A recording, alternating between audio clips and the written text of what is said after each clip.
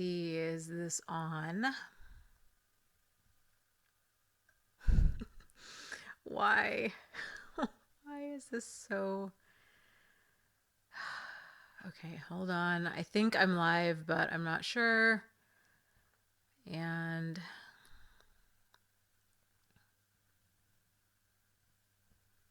I need to find this stream here, this live stream.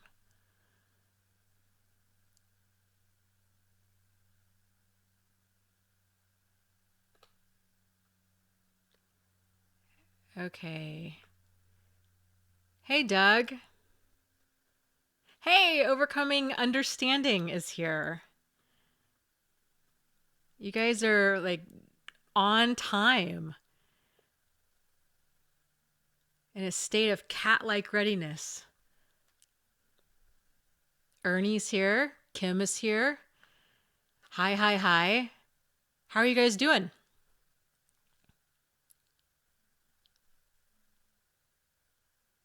Hey, B Major's here.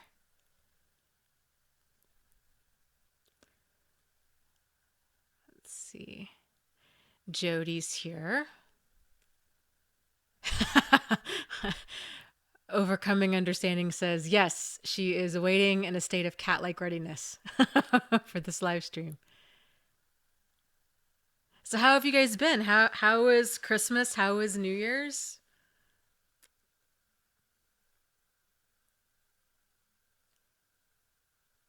My New Year has been pretty interesting so far. Overcoming Understanding has her cat with her as well. So you and your cat are waiting in a state of cat-like readiness. Oh, okay. Overcoming Understanding just said, I got the Happy New Year text from my ex. And you made a video about it and got lots of positive feedback. Yeah, you're not the only one. There was a ton of people in the support group that were having the same issue with their exes contacting them on Christmas. I had a friend of mine, her ex-husband is a narcissist, and he showed up at her house with a present labeled to mom from dad. And they've been divorced for like 3 years, and he up and left her, and just, the usual, right? Like didn't even miss a beat. And it just devastated her for like a week. And then it upset the kids because the kids thought that the present was supposed to be from him, from them, not from him. So, I mean, that's a total just like narcissist thing to do, to take credit for a gift that it's from his freaking kids. Like, who does that?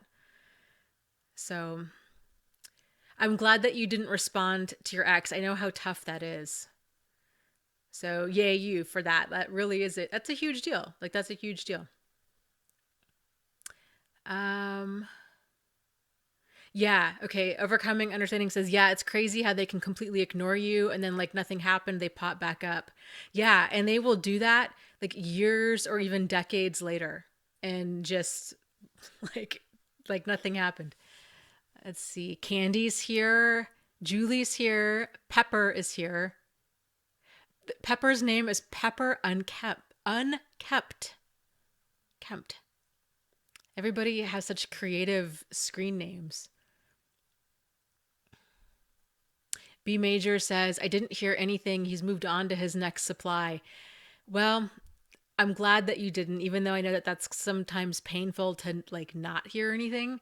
But at the same time, it's, I don't know, it's so tough because we're just never out of the woods. They tend to just circle back who knows how long. Ernie saying that the video is blurry. Um, is anybody else having this issue?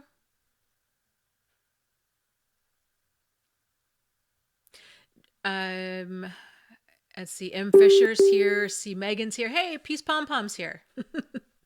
I love that screen name, Peace Pom Pom. That's so super cute.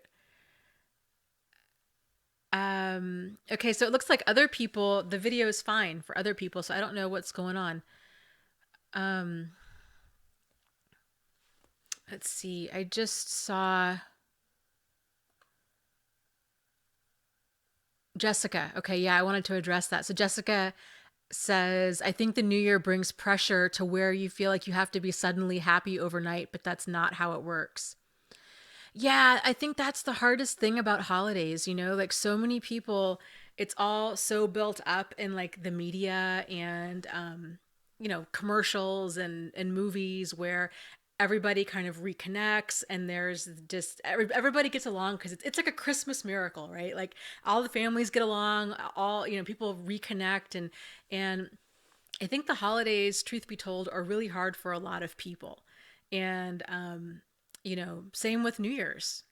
There's just kind of that feeling. It's like having a birthday too. It's sort of like just that feeling of okay, this like there's still a lot of stuff going on, and it can be really hard to move forward. So just know that you're not alone in that. Alex is here. Hi, Alex. Lotus Lady is here. Laura is here.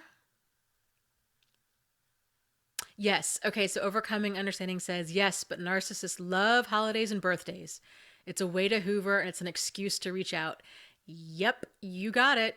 And it's also, they can get the added benefit of really like getting the attention of ruining everybody's holiday or birthday or what have you.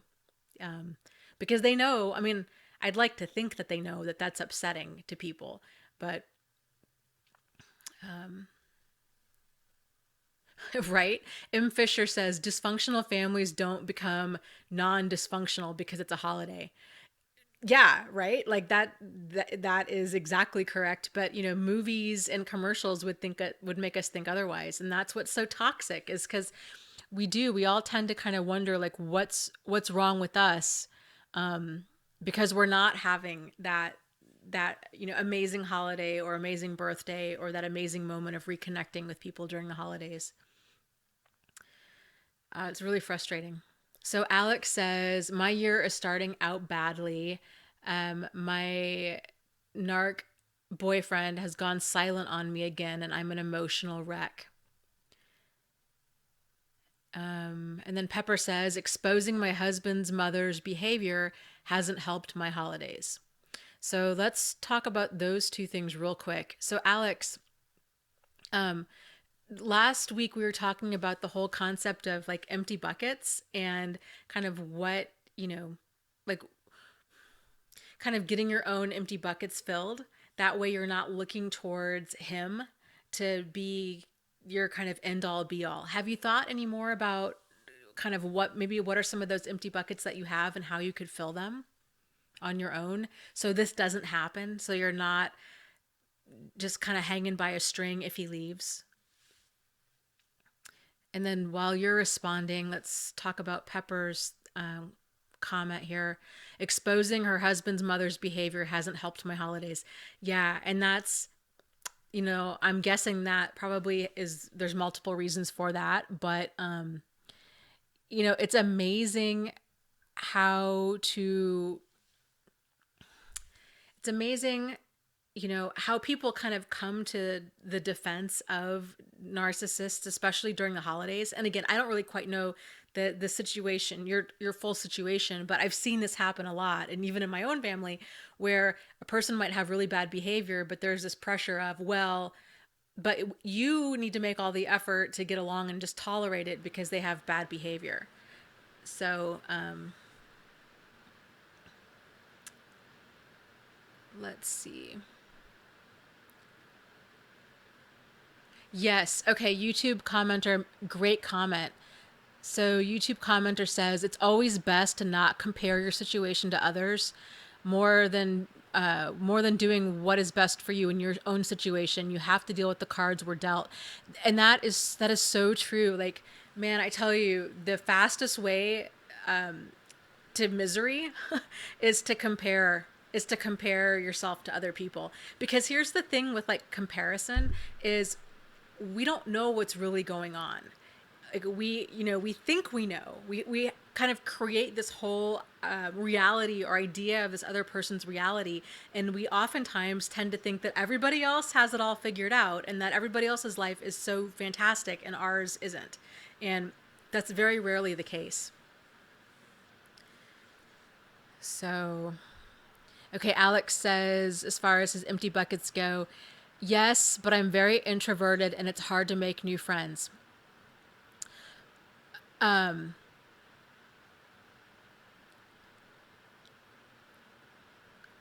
So, oh, that's interesting. Okay, overcoming understanding is a moderator tonight. That's cool. It must just be like a default setting. So I guess every time you're going to be on here, you're going to be a moderator. So I guess you're being put to work.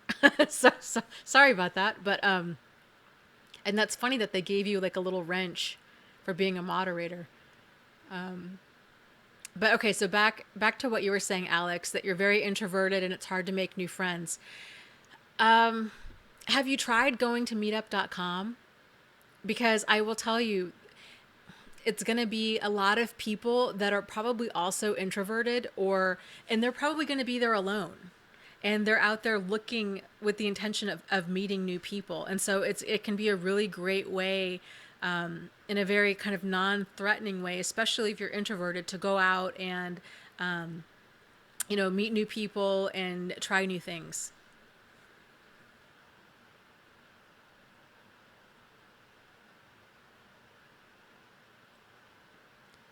Okay, overcoming understanding is being a good sport.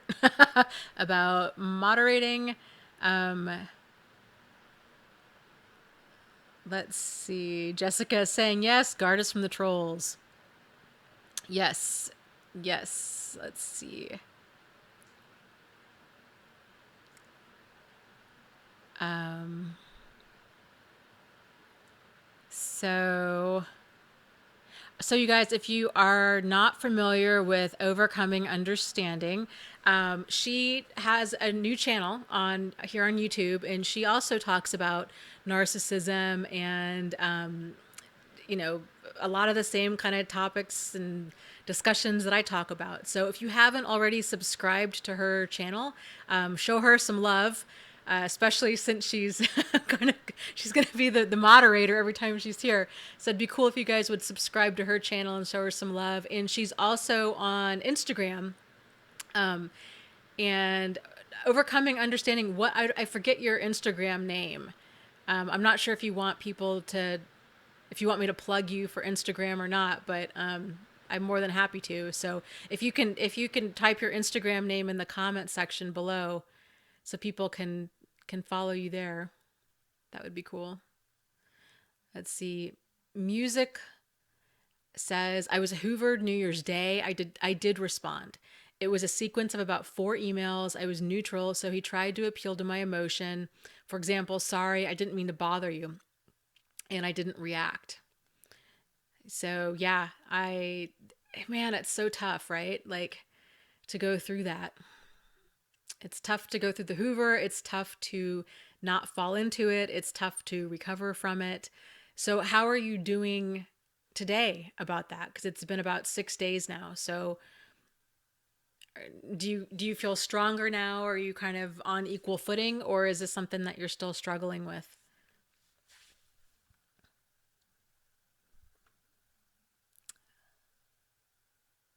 Let's see. Okay, he stopped. Do you think I'm in the clear?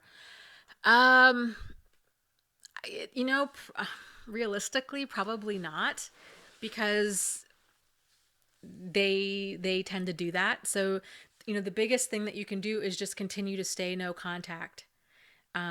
Because they will circle around. It's sort of like whenever they need attention, or they're bored, or they're horny, or they're lonely, or you know that tends to kind of be what it is, that they just circle around. So I would just keep your emotional guard up. It's nothing that there's no point in stressing about it. You just kind of do what you do and then just drive on. Like, that's all any of us can do. So just anticipate that you might be hearing from him again.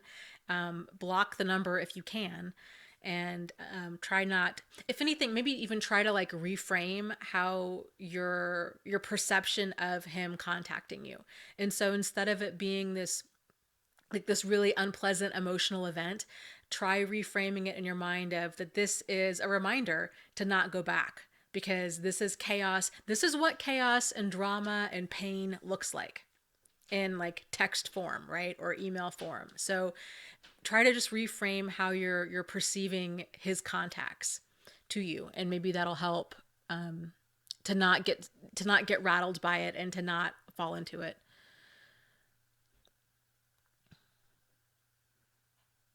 Yeah. Okay, Ernie, totally right on.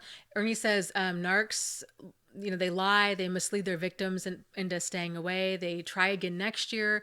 Then when you do, they make you look bad. And so that's the whole thing. Like there, it's a whole no-win situation, right? So it's like you either give in and reopen contact and your life is miserable, or you stay no contact and then they tend to launch like a smear campaign, or well, mainly launching a smear campaign, or worst case scenario, they re-enter your life and then you're back on that crazy emotional roller coaster for another trip around that cycle of narcissistic abuse. um let's see, let me scroll down here.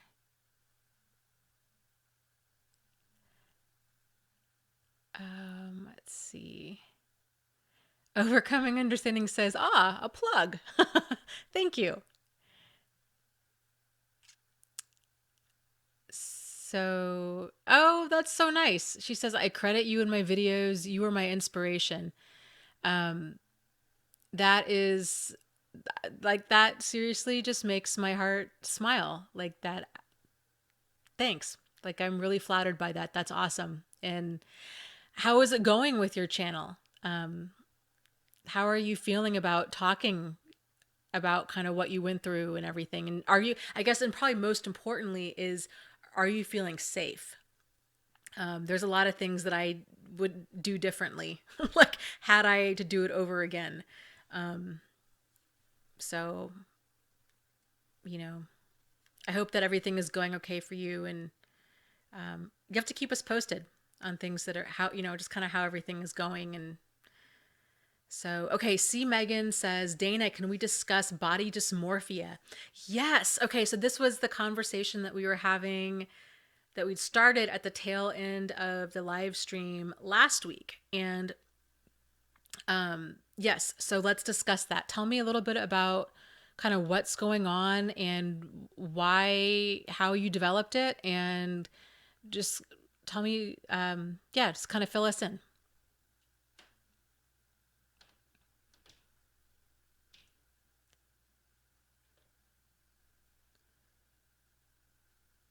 Oh, okay. See, Megan also has a channel. So if you guys, I think it's awesome that people are supporting each other in this community. And yeah, for those of you guys that have channels, let me know if you're talking about, well, really, if you're talking about any topic, really. But if you're for sure talking about, overcoming narcissistic abuse of any kind, I think it's important that we support each other, because it's not an easy thing to talk about. Okay, so let's see. True Love, it says, still suffering from cognitive dissonance. It's been after a year and a half since the narcissist left. Doing better, but still having a hard time accepting. X says he wants to come back and there will be no more lies. So, while I'm waiting for C. Megan to tell me more about kind of the challenges she's having with body dysmorphia.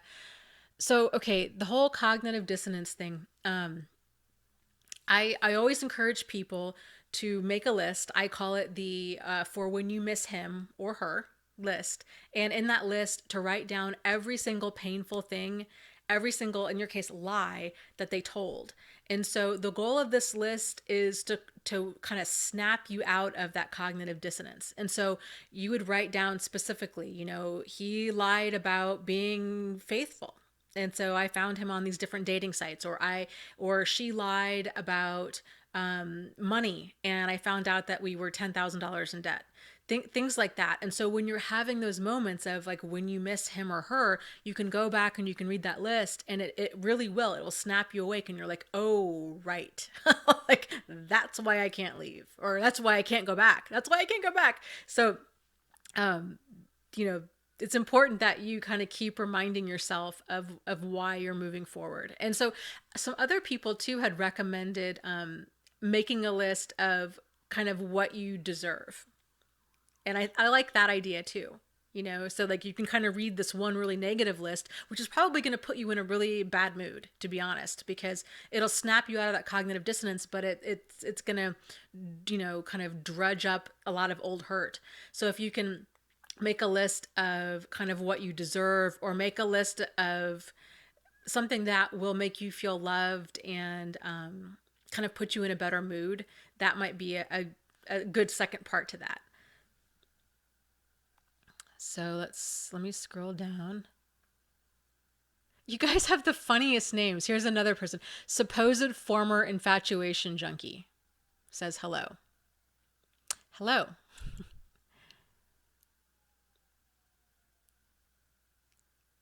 Okay, so music says, it was funny. I found two attempts to manipulate me and one appeal to emotion. I caught him in the act and I went gray rock. So, yeah, I actually got an email the other day from a gal, tall, tall talk, I think is her name of her website. I want to say it's like either talltalk.com or talltalk.org. And it was all about logic and reason. And we're going to be doing something. She's really shy and doesn't want to be on camera. And so she's going to be sharing some of her blog posts, which are fantastic. And so we'll be kind of working together that way. But it's all about kind of different logical fallacies, what you're talking about, kind of like, the appeal to pity, appeal to, you know, just kind of different logical fallacies there. Um, huh. Pepper says, my mother-in-law randomly texted my husband, Happy Labor Day. Yeah, that sounds about it. It's anything to like get a reaction, right? It's frustrating. M. Fisher says, my ex-narc is wondering why I have no interest in a cross-country train trip vacation together. Good grief.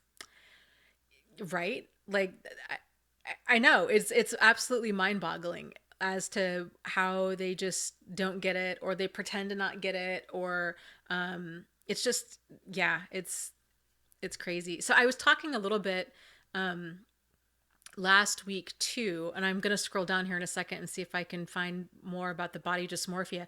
There was a book that we read last month in the book club called The Verbally Abusive Relationship. And one of the points that really resonated with me in that book, that was a huge aha moment for me, was she talks about that there are two types of realities and that there are two types of self-esteem.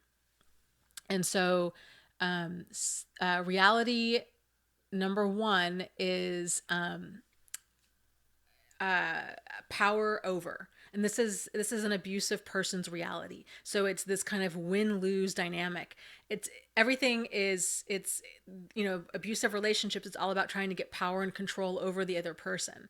And so they create this win-lose dynamic where, and it's very confusing for their partner or the other person, because it's like, I thought we were on the same team. Like, why does it have to be like this? Why I feel like we're playing games. Like, why are you setting up all these games and why am I always losing? And that's why, because that's their reality versus a reality two, which is kind of the reality of mutuality, the reality of co-creation, which a lot of us tend to have, where it's like we want to be a team, we're solutions oriented, we're just trying to be in a relationship with this other person, whether it's a parent or a sibling or a friend or a significant other.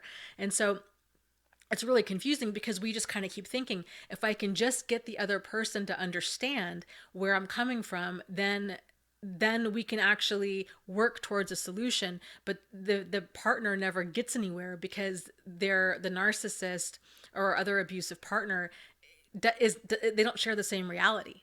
They're trying to win.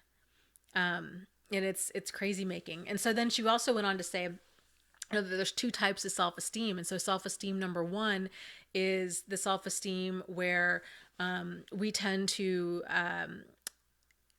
justify and minimize bad behavior, and we tend to focus more on either fixing it or trying to get them to understand. We hang in there through all of this bad behavior. And self-esteem number two is where, or the second type of self-esteem is where we realize, yeah, okay, this is bad behavior and I'm not going to put up with it. So it doesn't really matter what caused it. Maybe they did have a bad childhood. Maybe they had a bad day. Doesn't really matter. I'm not going to stay and put up with it. And so that was a really interesting way that she broke that down. I really liked that. Julie says, my 3-month-old thinks you're talking to him. He keeps cooing at you. Oh, that's so cute. Hi, baby. Hi, baby. Well, we'll talk to you. I'll talk baby talk at you. Let's see. Kiki asks, have any of your narcissists taken large amounts of money from you? Well, Jack, I believe he was gearing up to from me. I was on the line for a lot of money. We were trying to get financing to start a business together, to do this whole like vacation rental thing together. And then I just happened to stumble across his double life.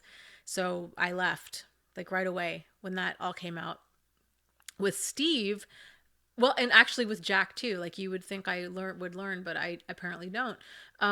Or at least I should say I did learn. I did learn because I would never do this again, but it took me twice to actually learn the lesson. I bought Jack a truck because his credit was terrible and he had no money. And so he did end up paying me back, but I had a lot of dirt on him, and it was a small town. And it's kind of same thing with Steve. I bought Steve a truck, and then he ended up paying me back. So, but again, for the same reasons, we knew a lot of people, and I think that was his way of trying to look like a decent person because he paid me back. And I'm not even sure if he even paid me all of it. I didn't expect the dime back. I really thought I was just going to be out that amount of money. And I was fully prepared to just write it off as tuition at the School of Hard Knocks, So if you did, I've heard so many stories from other people that have lost, hundreds of thousands of dollars from their partner, whether or not they refinanced the house and they didn't let them know, or they drained their kids' college funds, or they bought vehicles without letting them know, or they just flat out stole from them, or this is a situation I just recently came across where this one woman was going through medical school, and her husband had been having a long time affair, and then she just happened to stumble across all of this. Well, his whole goal was to wait until she finished, until she became a doctor. He was going to divorce her and then try to collect alimony. Even though he had been having an affair for like all these years. And it just, so yeah, it happens all the time. So, okay, let me scroll down and see.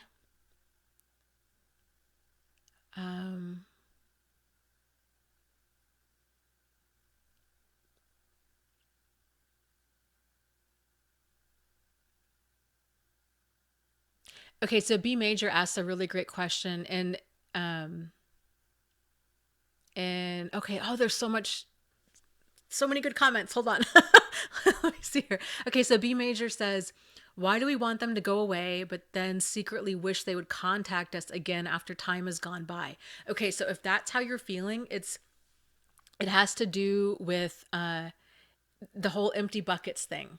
Because a lot of narcissists, they're very attentive, especially when they want something. And so if your buckets are low and you're not getting out there, you're not spending time with friends, you're not, kind of just being around people and getting that filled, it's really easy for them to swoop in and restart the cycle. And it's also really easy to miss that because they do tend to say all of the right things, right? And that's what we miss. We miss the fantasy of it.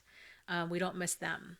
But if you can find all of that attention and it's for real, then that is amazing, right? Like that's kind of how it should be when somebody is really does love you for you and they are attentive and there's no hidden motives or agenda behind that. So if you're feeling that way, that's a sign to, get out there, start meeting other people, start doing things. Because if you really pour all of that energy into, building a great life for yourself, then you won't miss them at all.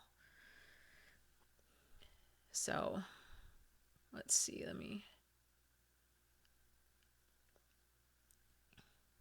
Okay, see, Megan made a great comment. So Pepper had said her um, mother-in-law, who's a narcissist, had made a comment, happy Labor Day. And, it was just kind of a strange comment at a strange time. And C. Megan says that sounds like word salad. And I would agree completely. Like that's, it's just kind of like that nonsensical thing that doesn't make any sense. And that's why, they do it. Because it'll catch you off guard and it'll get your attention. A supposed former infatuation junkie says your videos have really helped me a lot. Thanks. That's awesome. I'm I'm really glad that they have. I'm really glad that they have. So Lotus Lady says, "Oh, that's the double bind. When you successfully manage to go no contact, it drives them nuts and sometimes they do crazy things." Totally. Like they really do throw out all the stops. Like what and but again that goes back to like they're in that different reality, right? So like if they're in that um in that reality where it's power over, then that's why they do those crazy things, because they're playing to win. They're playing a game that like you didn't intend to play and they're playing it to win. So, okay. I can't even pronounce that name. We'll just say I can't even P. We'll call you PF. PF. PF says, I forget what is word salad. So word salad, it's a term that refers to kind of nonsensical speak. And there's different types of word salad. And so probably the most common use of that term, it's generally reserved for schizophrenics. So a lot of schizophrenics will kind of talk in, because they're ill. If well, I should say when they're ill, because if they're not, if they're handling things okay, then they don't have this. But it might be they jump from topic to topic, or it could be like different sounds of words. So they might say, if you're talking with like a schizophrenic, for example, it might be like, well, the ball went down the hall and isn't it all you know I'm so tall. Or they might get hung up on something that's just really really erratic. Just it's just kind of nonsensical speak. So narcissists, and mainly narcissists, do this too. And they do it for a wide variety of ways. It's not going to probably be, well, I mean, it can be as obvious as something like that, but they're doing it,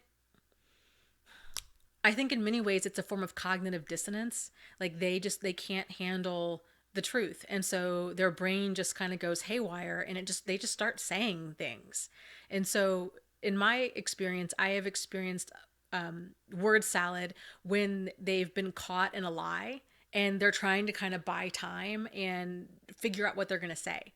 And then it's just kind of just this stream of just like nonsensical, kind of like loosely related jibber jabber, where it's like, what are you talking about? But the whole purpose is just for them to buy time so they can formulate a better response. It's it's really, really strange.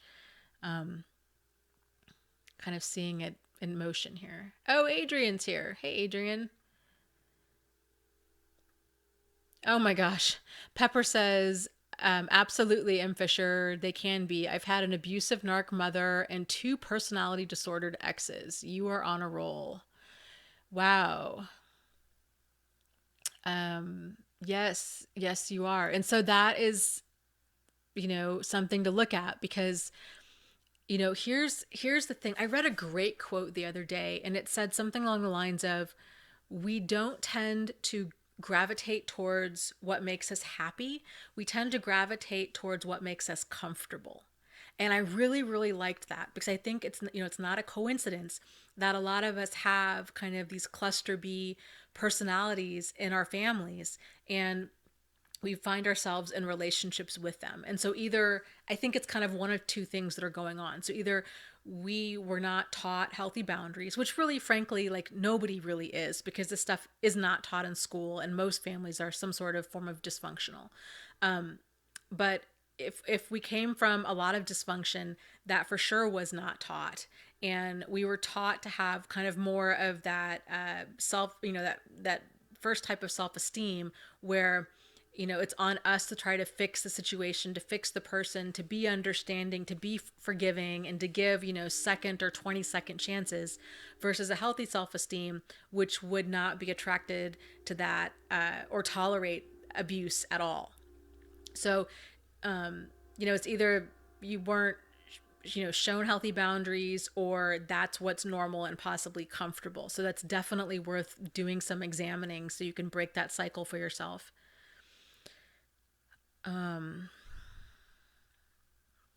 Okay, so let me scroll down here. I'm looking for the body dysmorphia one.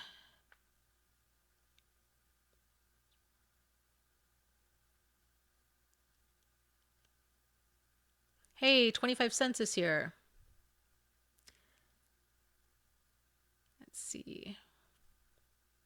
That's a really, really great point. Yes. Okay. So 25 cents, they were talking about getting buckets filled. And 25 cents says, Doug, sometimes you can start to fill a bucket by doing something nice for someone else. It gets you focused outward more and it makes you feel better about yourself. Yes, yes, yes, yes, yes. That is such a shortcut, fantastic way to feel good is to get out of your pain and to go help somebody else with theirs. So volunteering, even if it's only for like 30 minutes or an hour, it really does help to go connect with people in that really kind of non-threatening way and just to slowly, gradually get more and more comfortable doing that. And it does, and it really will boost your mood too. Like doing something else, like whole kind of pay it forward. Like you could even start by doing that online somehow with the just paying it forward, like finding somebody that needs or that could benefit in some sort of way, sending them a card or a greeting card or doing something nice for somebody. It really does help to boost mood. Not to mention it's a nice good thing to do. So it's a total win-win. Okay, I am going to scroll back up.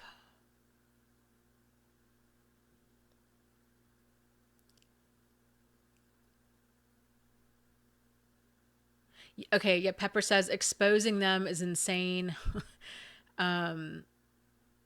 Oh, ha! Yeah. Pepper was saying, I don't think she likes my memes on narcissistic mothers. Yeah, probably not. Probably not. And she's not going to get it. And so, and she might potentially start targeting you. So that's something to kind of watch out for. And, if your husband's been dealing with this his whole life with his mother, and he's not comfortable setting a boundary with her, that's going to be really, really hard because it's, and I get it. Like it's hard because it's your mom and it's hard to let go of that fantasy of having a loving mother.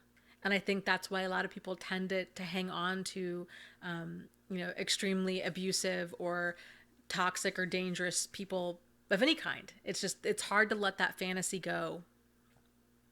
Hope dies last. What Jack used to say. Overcoming Understanding says, Supposedly lying about military service is common. So yeah, it is. Any type of like ego boosting, like grandiose things, so like advanced degrees, saying that they were in the military. Odds are if they were in the military, it's going to be some sort of like, special forces or elite type forces. They might say that they're highly successful, that they're multimillionaire entrepreneur, these kinds of things. And I think the reason they say that, in part, it's because it feeds their ego, which is what they're all about. But it also helps to establish credibility and build trust with other people, because especially if they can kind of walk the walk, and if they're very charming and convincing, then other people are going to probably take them at face value. And so, especially in this country, in the United States, there's this idea of a lot of people just instantly trust certain professions, military being one of them. So, people let their guard down. It's sort of like, well, he was in the military, therefore I can trust him. But, that's not the case. He's a human being who happens to be in the military, and whether or not he's trustworthy, time will tell. So, Jessica says, I need to fill my buckets. And Doug says, I do too. I can't fill my bucket. I need to figure out a way to protect myself while living with this empty bucket. It's extremely hard to do. The only way to fill a bucket is to fill a bucket. So, I would say start brainstorming at different things that you could do. I mean, volunteering, I think, really is a really, it's a safe way to do it. It's a safe way to be around other people. If you're spiritual at all, you could either get involved with a church, or you could get involved with if you're not spiritual but you want to be around other people and you're into meditation, you could look up like a kind of a local Buddhist place. They normally have meditations during the week, and then like different studies. There's lots of different Unitarian churches. If you're wanting to be around people but you don't believe in God, a lot of Unitarian churches are not only non-denominational, but a lot of them are, it's anybody that kind of believes in goodness. So a lot of atheists often go to Unitarian churches. So that's a thought too, because it's just being around other people, it really does make a huge difference. Volunteering with animals, it's so important that you are able to fill your buckets. And I struggle with it too. I was talking to an acquaintance of mine last night about this, and it's like I tend to get really fixated on, I go to work, and I there's a couple of friends I spend time with, but doing this kind of stuff, it's very time consuming, and I love doing it. But I need to remember to get out and to make sure that I am around other people and taking time for myself, because if we don't fill our buckets, then it really does make us, it becomes a vulnerability. And that's when we start becoming vulnerable, then we're starved out in some sort of way, and we tend to start making really poor decisions. So it's really, really critical that you work on getting your buckets filled. I mean, it's right up there with any other major thing that you do to take care of yourself, like eating, showering, brushing your teeth. I mean, it's like basic needs, and you deserve that. You deserve to be happy. You deserve to, to have a good life. Especially you, Doug. Like, you have suffered long enough. You really, really have. So, there's lots of good people out in the world, and it just takes a little bit of digging sometimes to find them, but they are out there.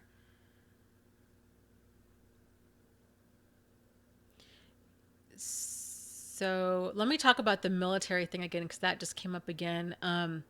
So like obviously not everybody that's in the military is a narcissist, right? But it's just something to watch out for. If somebody's telling you really grandiose stories that don't seem to make sense, it's worth doing some digging. Okay, I cannot find the text on body dysmorphia. So I am looking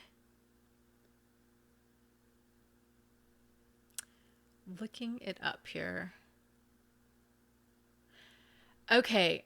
Um, B Major talks about, did anybody feel physically dirty after it was over? I went for days being disgusted with the skin I'm in. I couldn't shower enough. Yeah, I totally felt like that. I totally felt like that too. I can relate. For me, I f- discovered that Jack had been sleeping with anybody and everybody off of Craigslist. And I mean, it was, oh God, it was awful. The more I dug, the more I found. And seeing he had videoed himself sleeping with a lot of these people. And so in his email, when I got into his email, when I really began digging, seeing all of this and then realizing with great horror, the thought of, oh my God, what did he give me? And just just just totally disgusted. And let's see. Okay, C Megan says, Dana, can you see this text? Yes, I can see that one, but I can't seem to find the one on body dysmorphia. So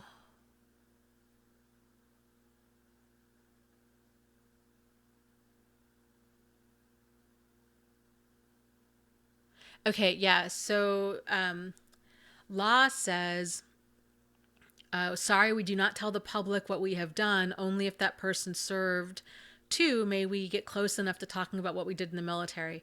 That is very true. And so, one of the reasons in my situation, I believed Jack when he told me that he was in this like super top secret sniper unit in the German military, was because my ex husband was in the military and was in a top secret unit. So to me, and we lived in a military town, so that wasn't like that unusual at the time. It wasn't until like years later. Actually, I don't even think it was till I started these YouTube videos that somebody brought it up that probably wasn't even real. Like I hadn't even thought about that until I started doing these videos, but I highly doubt that it was real. So, yeah, you're probably not going to get details, but you know, it's one of those things that you just kind of go with your gut. Like if something seems off, it's because it's off, and it's worth slowing down and really examining kind of what's going on. Okay, let me scroll up because I really want to talk about the body dysmorphia, but I cannot, for the life of me, see Megan's response.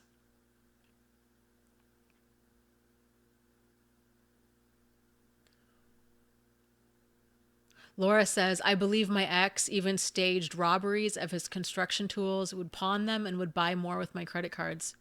I fully believe it. I fully believe it too. I'm pretty sure that Steve, he had a kitchen fire in his house. This was several years before I met him. He was telling me about it.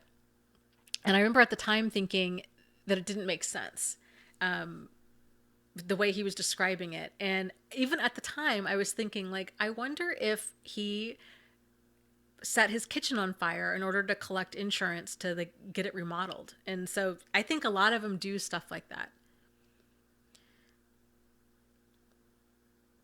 Pepper is saying, Julie, start documenting everything, and I mean everything. Also, only communicate through email or text.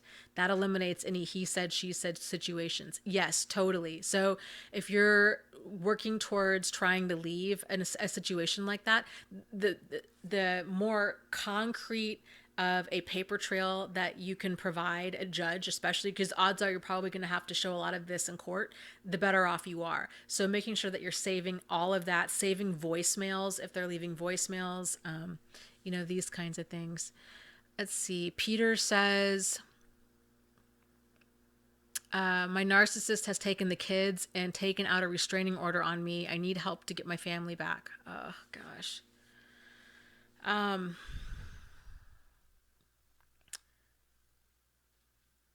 Okay, and then see Megan responded with the body dysmorphia thing. I can look in the mirror one moment. Oh, hold on, I just lost it again. I can look in the mirror one moment and see myself as old, fat, and ugly, and then a minute later I look thin, young, and pretty. Yeah, I will cover this in actually let's cover that first because we've been trying to cover this for a while and then we'll get back to Peter's thing. Um so okay, my ex would tell me I looked good when I looked bad. My mother did the same. I think I don't know what I look like because I was being fed lies for so long. Yeah, that makes total sense and that is absolutely really confusing and really crazy making. So okay, so then I guess it kind of begs the question of like, what do you do now, right? Like, what do you do now with that? And so, um, I would encourage you to kind of reclaim your power and control over your self esteem, over your body, over your mind, over all of that. And so, doing things like, because honestly, how we look is all very relative, right? A person can be, 500 pounds and go look in the mirror and be like, I'm looking really pretty good today. And a person could be 50 pounds and think that they look fat and think that they're not attractive. So it's perception. It's all of everything in life boils down to like our perception of things. So maybe when you look in the mirror, focus on things that you do like about your body. And I know this is really hard for a lot of people because we tend to be really, really critical, but focus on things that you do like. Do you like your toes? Do you like your fingers? Do you like your fingernails? Do you like your eyebrows? Do you like, what do you like about your body? And practice looking in the mirror and feeling, try to feel attractive or feel sexy before you look in the mirror, because that's a weird kind of game that you can play with yourself too, is if the way that you feel is the way that you will see yourself. So if you feel sexy, odds are you're probably going to feel sexy when you see yourself in the mirror. If you're feeling old and fat and ugly, before you look in the mirror, what you see is going to reinforce that because it's your perception of yourself. It's not real, it's your perception of yourself. So but I think the body image thing, it really, a lot of us really do struggle with this after a relationship. After my relationship with Jack, I had a really, really screwed up body image. He didn't even really like even say anything to necessarily cause that. It was more of, I think he maybe made one or two comments. Well, the whole time we were together, he was always telling me how beautiful I was and how great my body was. And then I found out that he was cheating on me with like, dozens, if not hundreds of people. And he had made a comment when I found everything out. And he made some sort of comment like, well, can you blame me? Like basically saying that I was disgusting and hideous. And so I felt I felt disgusting and hideous and I had a hard time looking in the mirror for a long time. It was for me, I ended up getting well, not getting. I had some friends of mine that finally one day they were like, "We need to take you for a makeover." Because my self-esteem was just spiraling and I was wearing really um, you know, frumpy, drapey kind of clothes and I wanted to disappear. I didn't want male attention. I didn't like myself. I didn't know about narcissists or sociopaths at the time. I really thought that what I was going through was unique to me. And so I took it very, very personally because I thought I was the one with the problem, you know?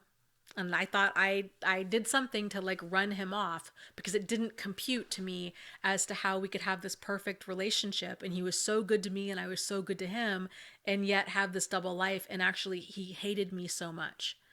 So yes, find your beauty within. So, hey, Josh is here. Hey, Josh. Pepper says, makeovers for everyone. Happy New Year. I love it. I love it. Okay, so on that topic, real quick about a makeover, I will say, and we talked about this a little bit, I don't know if it was last week or the week before, there's a lot to be said for kind of just changing the energy in your house and changing the energy about your appearance. And it can feel really, really good to color your hair, cut your hair, get rid of some of the clothes that really remind you of that person or that relationship. Rearranging the furniture in your house. This doesn't have to be expensive, but like little tiny changes that you can make really do like an ocean of good. So, um, oh, Goddess says, I'm so sorry, Dana. That sounds like such a terrible time you went through. You were such a beautiful person inside and out, and this guy just lost out on a great girl. Well, thank you so much. Yeah, Pepper says you were blindsided. I was. There were red flags, but they weren't that major. And that was what was so crazy making for me. So I just, my radar for problematic people was not as wide as it needed to be. Like, I really was only kind of scanning for really problematic behavior, like name calling or yelling or being, physically aggressive or, being rude to the waitress or mean to kids or animals, that kind of stuff. I didn't realize that this whole like rushing of intimacy and the love bombing and being Prince Charming was a huge red flag or red flags. So, okay, so let's talk about Peter and his situation. He was talking about his ex took out a restraining order on him, and he's upset. He's losing his family. Um, this is a huge challenge that men go through, and this is one of the reasons that I've really expanded my videos to talk more about what men go through, because I don't think that a lot of society has any idea. And so, yes, in especially in like abusive situations like this, I'm assuming that your partner was female, but a lot of female partners have a lot of power. And so, when they go to divorce an abusive person, society tends to think of an abusive person as a guy and a victim as a female. And the kids, 9 out of 10 times tend to go with the women. The court awards the female full custody. And it's really, really difficult for men, especially if she's going to the extent of, filing a restraining order, or if she's, making false claims. And so a lot of them do this. Really, all you can do at this point is, keeping a paper trail of absolutely everything. So getting, phone calls, getting voicemails, getting, try to get stuff in writing from her. So like through text, through email, so you can establish that pattern of kind of what kind of person she is. If you have any type of, you know, um, proof, as to kind of like what she's been up to and what she's been doing. If you have any people that can vouch for your character, these kinds of things, that's gonna be your best bet at trying to get at least part-time custody. Now, there are a lot of men that are able to get full custody, so it can happen. It just can be very difficult, because especially women, women can really play the whole, well, I'm just, I'm a victim and he's a big bad man and this is what he did to me. And a lot of courts really buy into that.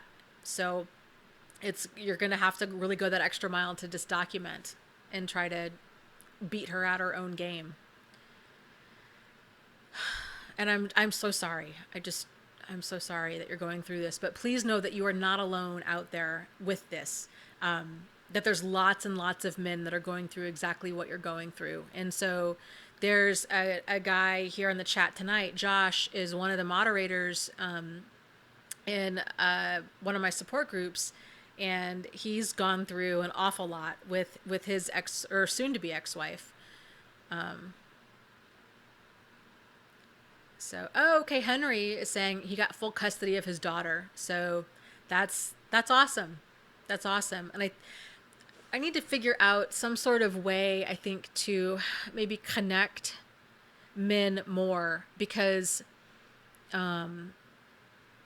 know, it would be great if you guys could kind of share some strategies and share what worked and what didn't work, and how you approached an attorney, how you handled the police, how you handled documentation, these kinds of things.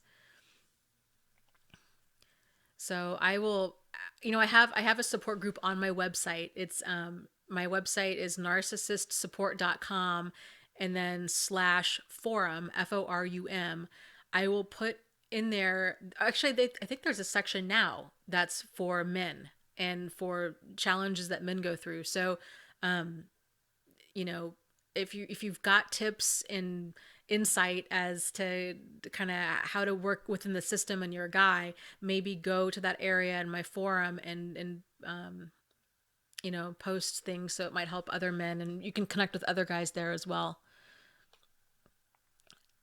So let's see. Oh, Peter. Okay, you're not an idiot. Peter's saying, I'm an idiot because I want her back. I don't want my kids growing up in a broken home. You're this is You're not an idiot. You sound like a really nice man who is really concerned about your children. And I'm sorry that you got tangled up with a woman who is like this.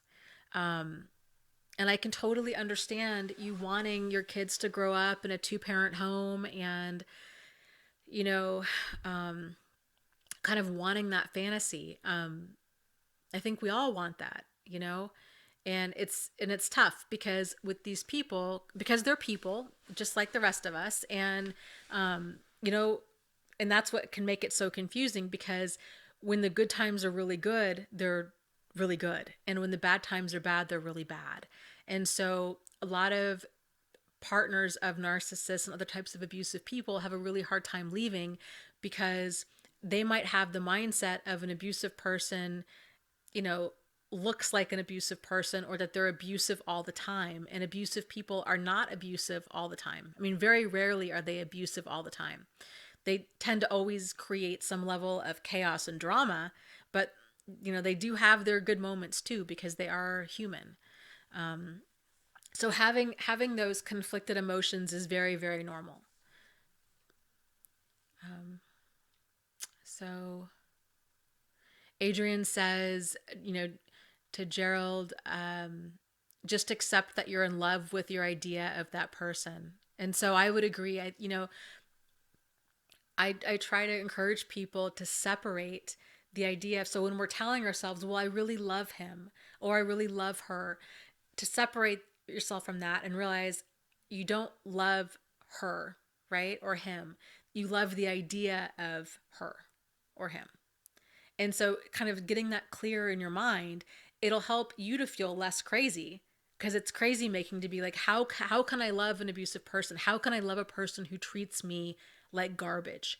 And you know that that can slowly make anybody nuts, kind of trying to figure that out. And the reality is you don't love them. You love who you think that they could be, or you love who they possibly were. You're in love with the illusion of who they are. You're not in love with who is. And I think the sooner you can come to terms with that, the sooner you'll be able to move forward. So, okay. Um, oh, lots of comments.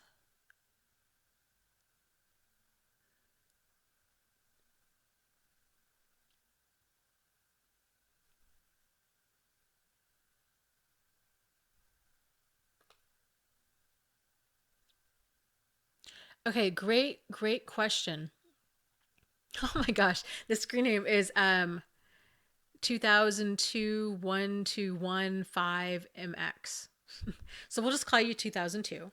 Um, Asks, what makes people attracted to narcissists? Well, I think there's a wide variety of reasons for that. um, you know, my 2 cents is that it tends to really boil down to this concept that I call empty buckets. And so I have my little drawing here. It's not the best. So that we have these three buckets. You have a bucket of safety, a bucket of significance, and a bucket of stability. And so, and I know this is, you probably can't see this, and that's okay. You're not missing much. I'm going to cover it. So in the bucket of safety tends to be kind of like clothing, shelter, maybe money, basic kind of survival type things. Significance tends to be in the bucket of significance. We have love, affection, attention, importance, and stability. We have maybe money, and just kind of the reassurance that these other two buckets are going to get filled. Well, so we're all born into this life with these three different buckets, okay? And ideally, our parents fill them when we're children. And but a lot of us don't get our buckets filled kind of for whatever reason. Either we've got a parent who is an addict or an alcoholic or emotionally abusive or emotionally just unavailable or physically abusive, or there's kind of any number of reasons as to why we don't have our buckets filled. And so if we're starting out in life with a kind of a deficit in one area, so for example, I talk about, my realization, my empty buckets tend to be in the areas of feeling important and like kind of, affection and importance. And so that made me really susceptible to love bombing and to rushing of intimacy because I was starved out in those areas. And so, that was those are because I was starved out, they had become vulnerabilities. And so this is why it's important to fill your empty buckets on a regular basis every single day, because they get depleted every single day. So you got to refill them. It's sort of like going grocery shopping or filling up your car with gas. I mean, you end up using those resources kind of throughout the time. So anyways, so if you're kind of running low in some areas, then you're going to be more attracted to narcissists. Narcissists too tend to be very charismatic. They tend to be very charming. They tend to be very self-assured. And I think as far as victims of narcissists go, especially like as a significant other, we tend to be of kind of one of two different personality types. We either tend to be the kind of people that we want to help, we want to fix other people, we want to rescue other people, is really what it is, or we need to be rescued.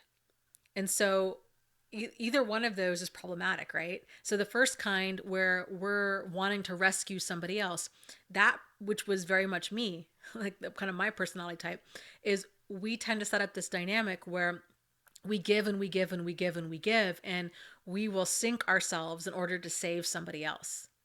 And this, of course, is not healthy, right? So then the other personality type is the one where this person needs to be rescued.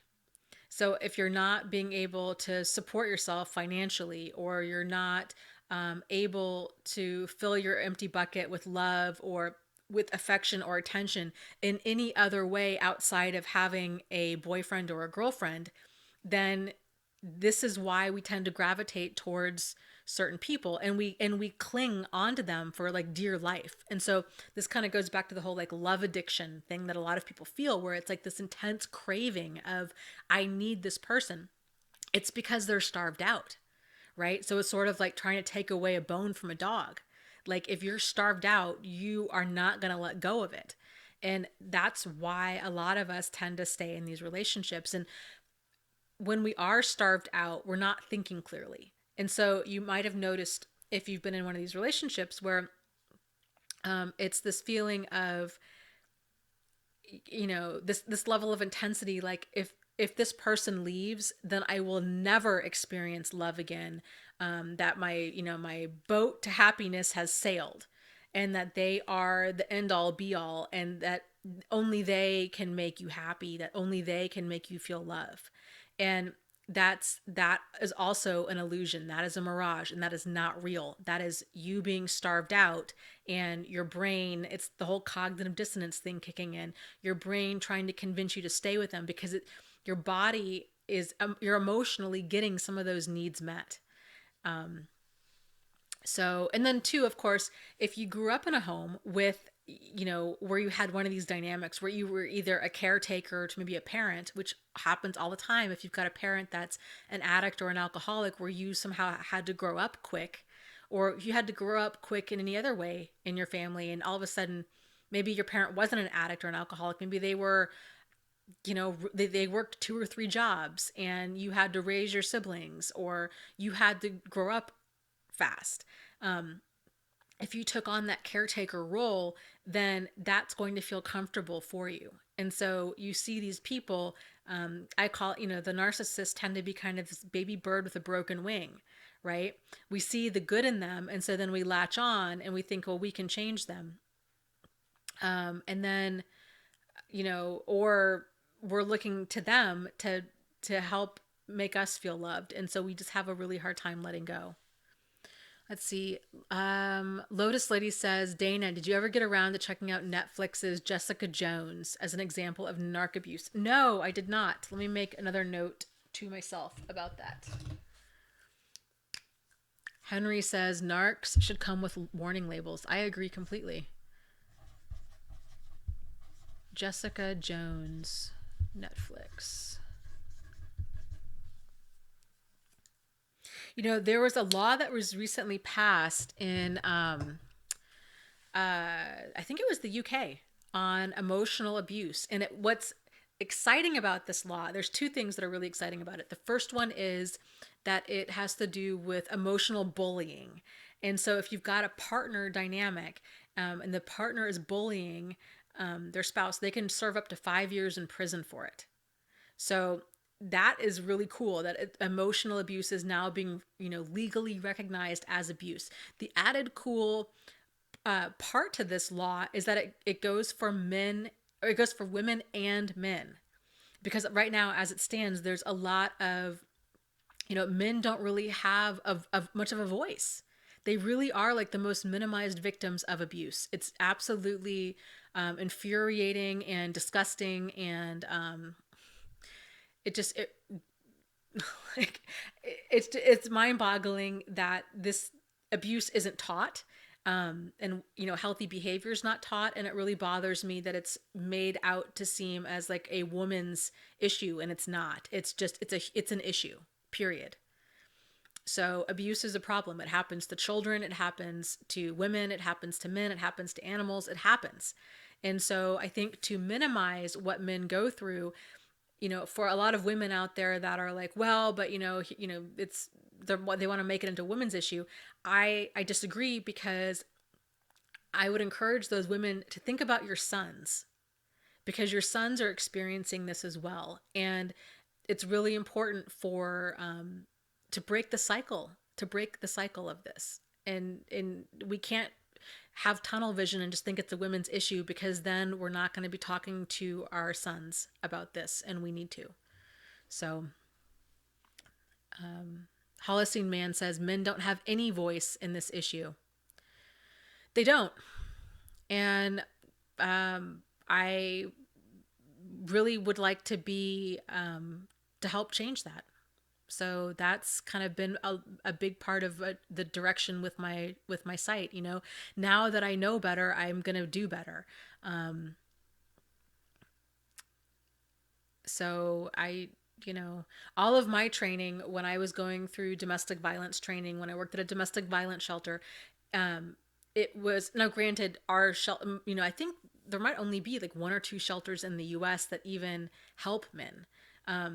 Our shelter was all about women, so we were only taught about the female experience. And I got into making these videos, and I really thought I just knew a lot. Like, I just thought I've gone through hundreds of hours of training, and I really know my stuff. And I got doing this, and I had a ton of men emailing me and messaging me and saying, Dana, like, don't forget about us. Like, we have we have a voice too, we have issues too, and like, share our story too. And so I didn't know. Like, I didn't know. And so I am so sorry. I am so sorry. So now that this is this, I want people to live their most empowered life possible. And the only way we can do that is to identify what abusive behavior looks like, and to take off this tunnel vision that abusive people can only be men. And not only that, but only be like scary looking men, right? And that's not true. Like, abusive people can be really attractive, funny, charming men or women, right? So, yeah. Okay, let's see. Um, Cecilia's here. She says Dana got a haircut. Dana did get a haircut. Dana actually ponied up the money and got her hair dyed at the salon instead of doing it in her bathroom. So, um, yeah, that goes back to, we were talking about last week the whole like going for those like nine/10 experiences. Like what do you enjoy? What feels good? And I have been, trying to do more of that and taking care of myself in a healthy way. So Cecilia says your hair looks shiny. It is. It's so healthy. It's so much healthy. It's amazing when you don't dye your hair yourself and don't put all that like ammonia on it. Like it's amazing how much better it is for your hair. Overcoming understanding says I am all about dye in a box. Okay, like okay, the truth be told too, here's the other thing with dye in a box. And Cecilia says, don't ever use Faria. It'll mess up your hair. I agree. I have used that before and it jacked up my hair. But uh, the hair color in a box. So I am slowly going gray. I have maybe like 14 gray hairs, but when your hair is as dark as mine, when you start going gray, it's like tinsel. It's like silver hair. And so I had the realization of what if I have all of this gray hair back here that I can't even see. And so then I thought, you know what? I need to get somebody to like help me dye my hair. Because yes. Yes. So, okay. Um, see, Megan is getting her hair done tomorrow. I think that's fantastic. Good for you. It's so nice to be able to just do little things like that for ourselves. And even if you do get box color and you can have a friend help you do it, then, you know, that's good too. So, okay, yes, Peter is talking more about a situation. Yes, Peter, please, you're not alone. Please keep talking about your situation and reach out. We've got 73 people on here right now, and they're 73 really awesome people. So, um, you know, you're not alone in this. You're really not alone in this. I don't know if you've heard about my support group. I have uh, I have a couple of them. I have one on my website, which my website's narcissistsupport.com slash forum, FORUM. And there's also a link to my support group on Facebook, which is a closed group, which means that your Facebook friends, they can see that you're in the group, but they can't see what you're posting unless they join the group. So support groups are, I just absolutely swear by them. I encourage people to excuse me, join a handful of them because you're gonna click maybe better with different groups, and so join a couple of them, spend some time there. What's nice about a support group is there's people in there like 24 hours a day, and there's always somebody to talk to, there's always somebody to vent to. People are going to understand what you've gone through, and you're not alone. Oh, Peter. Okay, Peter says I've lost my wife, my kids, my job. I miss my family so much. I want to buy my kids mini bikes. How long ago did this happen, Peter?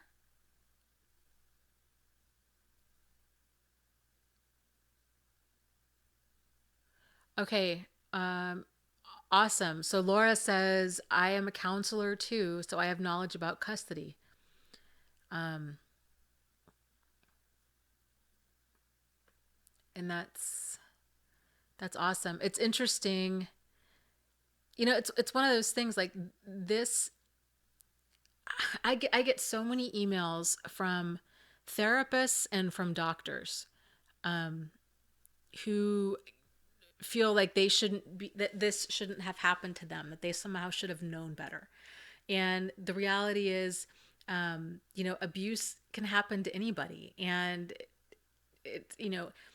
even training in this, it's one thing to learn about it, and it's another thing, of course, too, to be able to help other people through it. It's harder when it's in our own lives. And but the cool thing is, that there are a lot of really awesome, skilled therapists that are in different support groups that are helping people. So, okay, you Mad asks, when is the next live stream? They're every Wednesday night at 8:30 p.m. Really, I didn't know. Josh says Ross Rosenberg was married 3 times. I did not know that. It's like we all have to kind of, go around that mountain a couple times before we get it figured out. And yeah, Ross, his specialty is codependence and narcissism, and it's just it it it's hard seeing it when it's our own life. And right, yeah, Dr. Robert Hare, he wrote a book on psychopaths, and I'm drawing a blank right now on what it's called. That he gets fooled by psychopaths. So yeah, I mean, the good ones are really charming and they're really hard. I was actually in a meeting this morning. We were talking about a patient who is he's young, he's very handsome, he just says all the right things, and he just has this huge entitlement mentality, and it's really crazy. And there was a group of like 12 of us in there talking about this guy. And you know but that's the thing, is it's not a hard science. So um you know people are going to see, because we human beings, we don't see things for what they are. We see them through how we perceive them. So we see them through like the lens of our own experience. That's why different people will perceive, crime scenes differently, right? Like that's why eyewitness accounts are so hard to go off of, because everybody perceives things differently. It's the same thing with personality disorders. A person can have a ton of training in it, but if they have it in their mind that this guy, he's young and he's saying all the right things, and they don't have a ton of experience, they might think that he's or she is a good person, and they just got pigeonholed with the wrong diagnoses. So it's tough. Peter, okay, it looks like Peter's taken off.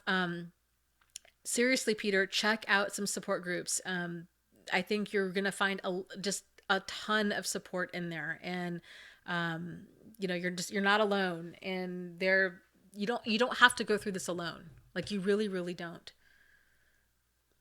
So somebody's recommending Gone Girl. I have not seen that either, but I will make an effort to watch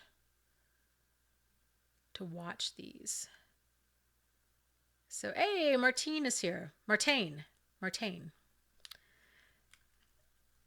Oh my gosh, you just woke up at 3:45 in the morning to watch this live stream. uh,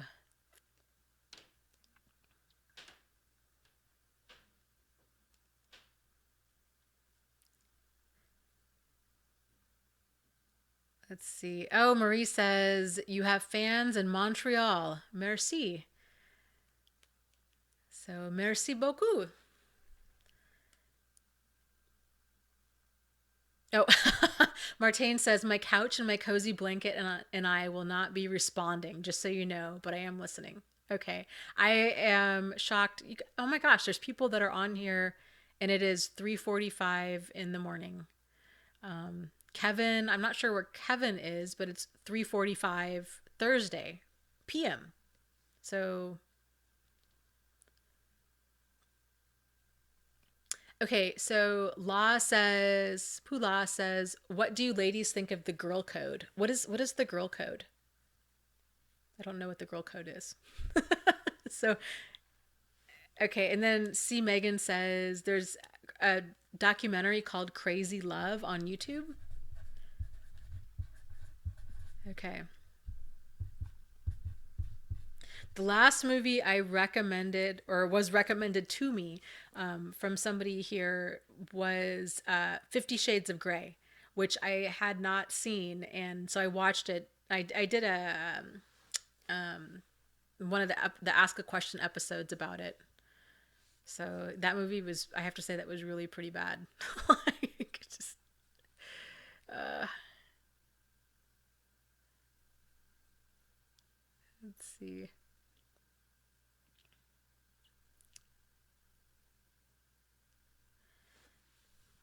Let me scroll up. Kevin says he's speaking to us from the future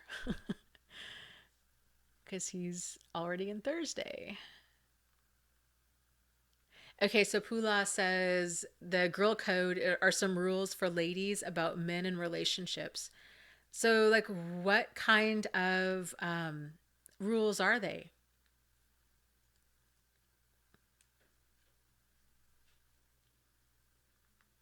Okay, so Laura says this guy, he murdered his family. He was diagnosed as NPD. His name was Christian Longo. He's on death row and appealed his case using the NPD diagnosis, and was rejected. Yeah, so the deal with personality disorders, yeah, Laura's saying access to disorders cannot be used as insanity. Yeah, personality disorders are not a viable defense against, especially for murder. But mental illness is. So anything that, like, if they can be treated with medication, so like bipolar, schizophrenia, these kinds of things. And so a lot of, not a lot, but a handful of the patients that I work with, they are on what's called NGRI. It's not guilty by reason of insanity status, and so they have committed murder, either intentional or unintentional, due to mental illness or a combination of mental illness and personality disorders. So yeah, it's interesting stuff. Oh my gosh, Laura is telling more about this story. Oh, how awful! He killed his wife and three children. Two of them he carried and tied weights to their legs and tossed them over a bridge. That's I don't even know what to say to that. That's just amazing. Disgusting. I mean, it's like how does stuff like that even happen? Um, okay, so B Major says yes, the girl code. You don't date friends, exes, and if you have info, you tell straight up. Got whereas guys tend to do the I didn't see it, I don't know. Um, okay, Laura says another movie's called True Story. I'll check that out.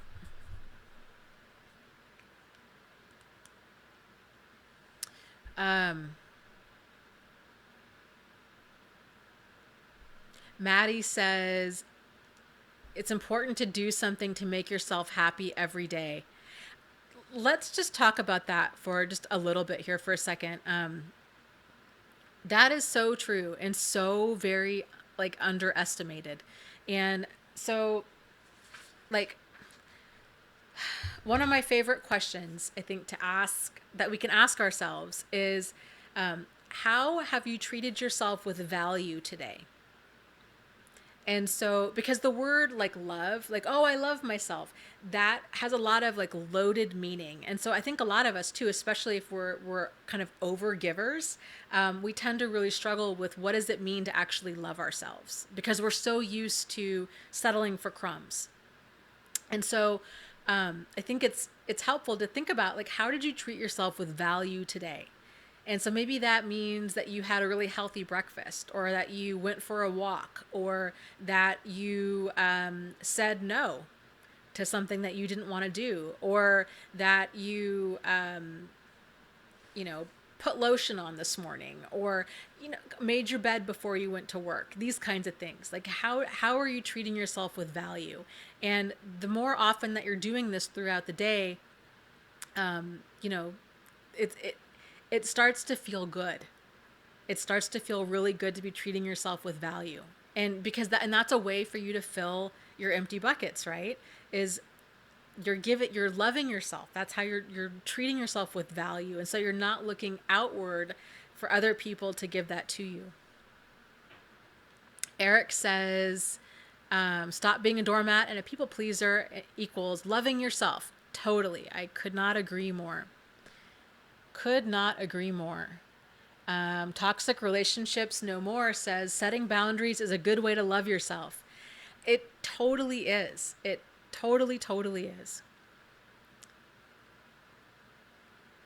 So, let's see. Adele asks, does anyone know if you can contact her privately? I'm assuming that you mean me, but like I don't.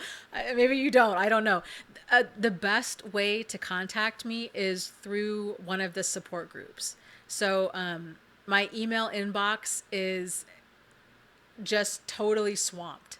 So I like it's and same with my email inbox, my YouTube inbox, and my Facebook group inbox. I can't even keep up. I get hundreds of emails every day. I can't even keep up with it anymore.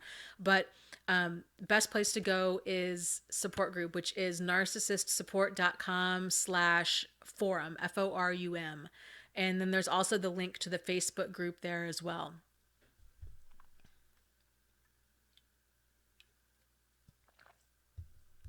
Okay, True Love says, I hope one day I don't have to wake up. I don't want to wake up in the morning and have him immediately on my mind. Does that ever go away? It does. It really does. And here's not only does it go away, um, when you start treating yourself with value and you start surrounding yourself with people that nourish you and empower you, that's going to start feeling so good that you're not even going to miss the crumbs that that other person was giving you. And you're going to look back on that and you're going to see it as the life lesson that it really is. You know, it's not a soulmate, they're a life lesson. And it's a lot easier to move on if you're getting busy filling those empty buckets. You know, so if you're getting out there and you're meeting new people and you're staying busy and you're getting that affection and that attention and you're feeling important from other, you know, inappropriate ways, but from other people. So I always recommend the website meetup.com. It's a fantastic website. It's free. It's not dating. And so you can either start your own group or you can join existing groups based around interests that you like. And so you know, if you're really into line dancing or cooking or book clubs or dogs or playing trivia, like you name it, there are meetups out there in your area. And so that's a really great way to just get out there and meet new people. Because I think, you know, we talked about this earlier, but if we're really starved out in an area of our life, we tend to have this very kind of black or white thinking when it comes to these relationships. We tend to think, well, they were our only chance at happiness, right? That we're never going to have love again. Like that was it. That was our one shot. And that is faulty thinking. That is not true at all, at all. And so I think a good way to kind of move past that is to prove to yourself there are other people out there. I mean, there's the world has something like, you know, I don't even know, like 6 billion with a B people in it. So you figure there's about 3 billion men out there or 3 billion women out there. That's a lot of people. You know, and for us to fixate on like one person and think that this one person who gave us crumbs is you know that's any loss, it's not. There's tons of people out there that I guarantee you guys that would love to meet people like you know. There's pretty much everybody on here is so kind and loving and giving and you know, a lot of you guys, I don't know you personally, but you know, very on the level, very family oriented. There's a lot of really great qualities that a lot of, you know, partners of these people tend to have, or former partners of these people tend to have. And so There's lots of people out there right now that are wishing that they knew somebody just like you. So that's just something to think about, you know. Okay. Toxic relationship says narcs make the crumbs seem like a four-course meal. They do. And it's not so much them, it's us, because we're the ones that are starved out. And so, we're just, our brain just kind of goes to this crazy place where we don't want to give up what we have because we think this is as good as it's going to get. It's sort of like, a dog chewing on a bone, and or not even that, like a dog chewing on something that it's not good for the dog, whatever it might be. Have you ever tried that? Like trying to get away? Like I had a little corgi mix, and he used to love tennis balls, and he would chew them until they were like falling apart, and then he would like start eating them. And I'm like Simon, and I would have to like wrestle this chewed up tennis ball away from my dog so he wouldn't choke to death on it. And he would always, he would get so defensive, and he would try to bite me and attack me, and he like didn't understand. I'm like, this is for your own good. It's because I love you that I don't want you to like eat this tennis ball. It's the same kind of thing in these relationships where we get so fixated and we just think that this is as good as it's going to get. And that we somehow should be happy for crumbs, but it's not. There's so much more out there. Like there really is just like so much more out there. So okay, Adele says, what would you recommend when the terror continues for months after the breakup and me going no contact? I have recently gotten into a new relationship and the attacks got 1,000 times worse.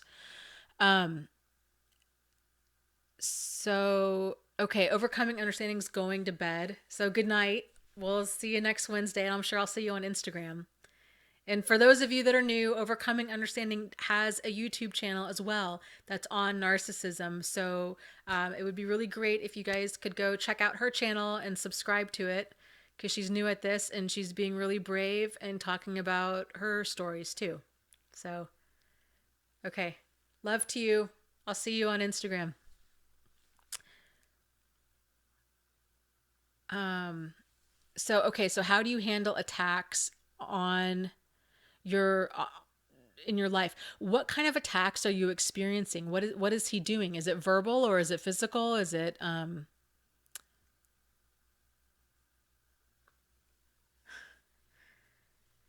so um Overcoming says it means so much to me when you promote my channel. Well, that's awesome. I think it's awesome that you're, having the courage to speak out. I know, like I know it's not easy. So,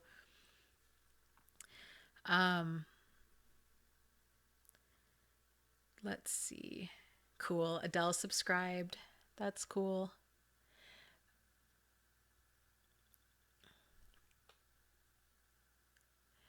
I guess, Adele, can you kind of give us some more details surrounding your situation?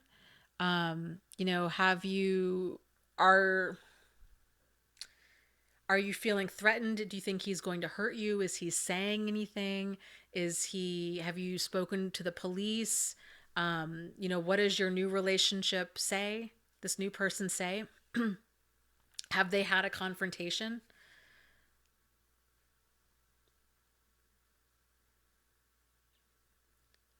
Okay, so while you're, I'm hoping, typing your response, I'm going to talk about Lola's situation here. Lola says, I have just woken up to the fact that my mother is a narcissist. How do I break from codependency? Boundaries really is a good start, especially when you're talking about a narcissistic parent. Um, you know, one of the best things that you can, and it's not easy because if the whole family's used to kind of this level of dysfunction and this dynamic, and this is kind of the dance that everybody does where mom is really difficult and everybody else just tolerates it. It's hard to set boundaries. So you're going to get a lot of people that are not going to be supportive, most likely, and you setting boundaries. So it's going to be kind of doing whatever you feel comfortable doing, but realizing that, none of us have the power to change other people. And so your boundaries might be you saying like, hey, I'm not okay with kind of this whatever situation or behavior that she's doing. But then the other part of having good boundaries is taking appropriate action to where you are staying safe and sane. So that might mean, for at a minimum, staying in an environment where you have control. So you're going to visit her if you're going to visit. That way you can leave versus her visiting you and then you can't get her to leave, right? Like that's a lot harder to get her to leave. So making sure that you're able to maintain contact where you can leave if need be. If you do decide to you want to cut contact altogether, that's understandable too. But again, realize that you're going to get a lot of grief, most likely, from other family members because they don't understand. So setting boundaries is a big thing. Okay. Okay. So let me scroll up here, Adele. Let's talk about your stuff. Okay, you're going through verbal attacks, attacking online messages, um, kitty insult. I'm not sure what you mean by that. Bullying, but it got to the point where he even called my boss, called my boyfriend.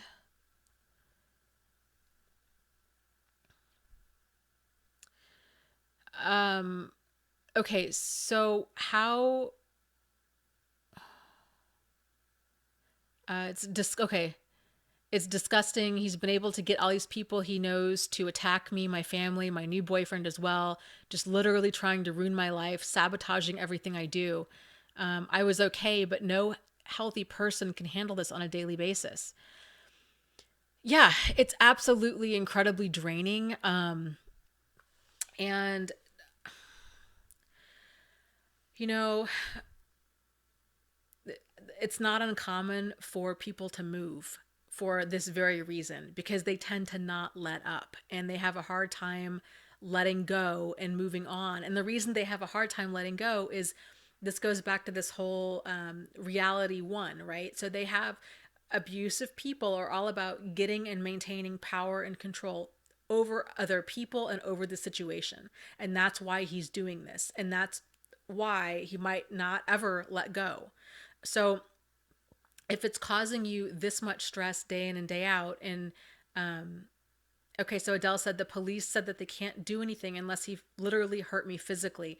That is not true. So I would contact a domestic violence shelter and see about getting a restraining order because what he's doing is it's harassment and that's illegal. So and it's illegal to be threatening people. He it's gonna a piece of paper isn't going to stop a person, but you know you can try to just act like it doesn't bother you at all. But if he continues, especially if you're feeling like you might be in danger, because these people they do tend to escalate. So if you're feeling like you're in danger, it might be a worth. Okay, so you live in the Czech Republic.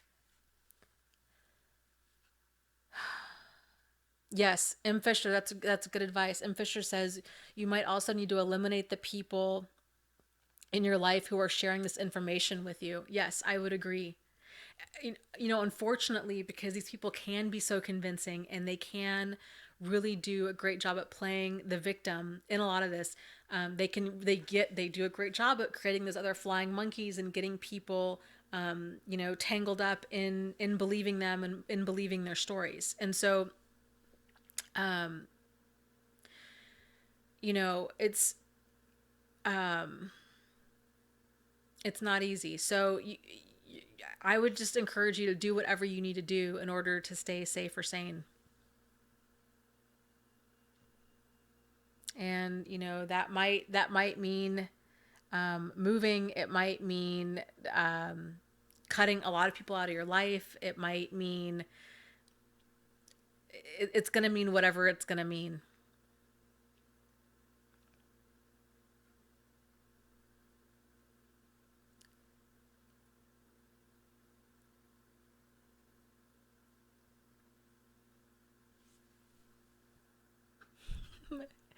These people are so silly, these trolls.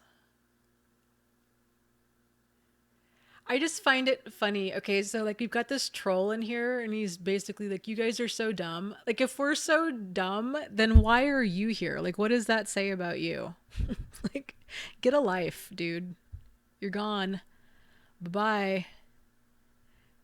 Um,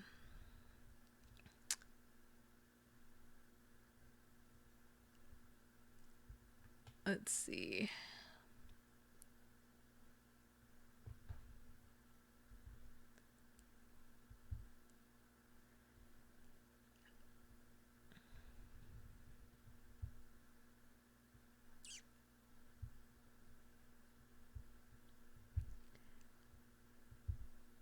Okay, hold on.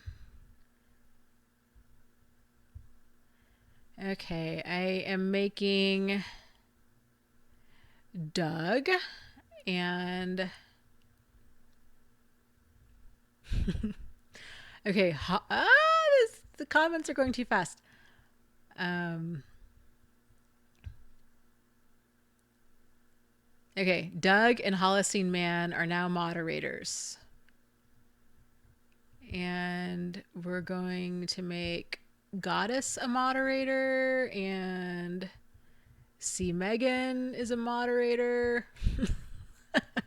Yep, you're in. So, yep. Yep, Holocene Man, you are now a moderator. That's why you have the people with little wrenches by their name. That means that you're a moderator. And so if you go to the right and there's like three dots, then it'll say like remove or ban user. And so that's how you kind of clean house. So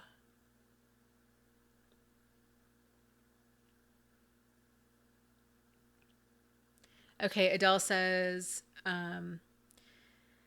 his friends are attacking. He gets 30 people plotting against me. It gets serious. I am literally scared. Adele, I seriously, I would really consider moving if I were you. I know it's inconvenient. I know it's expensive. I know it sucks. I know. I know. But this is your life that you're talking about. And even if you weren't scared, it's not worth the stress. And so I don't know if you guys have domestic violence centers in the Czech Republic or around kind of wherever you are. But if you do, I would highly recommend that you call them and see if they can help. Because at least here in the States, they can often help somebody to, potentially relocate. I don't know kind of what your money situation is or what your situation is, but, a lot of times churches too will help with funds to help people move. Wait, really? Okay, so Adele says he's moving. It's not possible. He's living 1,000 miles away anyhow. Okay, so he's controlling, we call these people flying monkeys. So he's controlling these flying monkeys from being thousands of miles away. Um, you know, if he's controlling his flying monkeys, then moving would still help.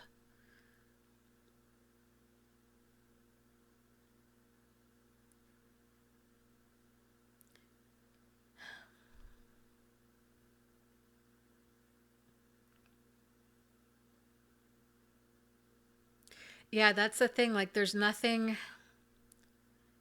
that you, I mean, I don't know what your dynamic is with these people, but you could, they're going to believe him and they're probably not going to stop. So, if you're feeling like they're threatening you or that they could potentially harm you, I would carry some sort of protection, but really I would consider moving. If it's just the continual verbal attacks, you might just want to tell them, just be like, you know what, there's two sides to every story. And I have my side too, and just move on. Like, move on with your life and leave me alone.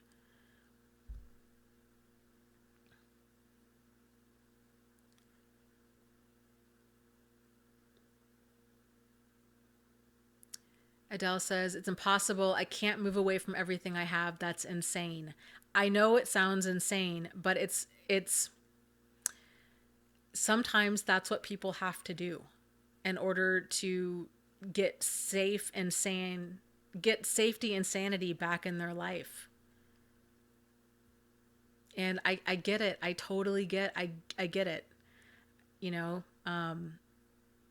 when I was working at a domestic violence shelter, there every now and again we would get really severe cases. We'd get women that were coming in that had these really severe situations where they would have to be shuttled to multiple shelters across the United States to get away from these abusive people. There's one time in particular that I can think of where the woman actually had her social security number changed and her name changed and everything. Like, her whole identity changed. So it, and yeah, I mean, really, it's really inconvenient. So the woman that had her, her social security number changed, she lost all of her, here in the States, we have social security, so you get paid retirement. She lost all of that because it was connected to her former life, to her old social security number. It's like she had to cut ties with a lot of family and a lot of friends, especially that sympathized with him. So all I can say is it's tough to leave, but I think it would be tougher to stay.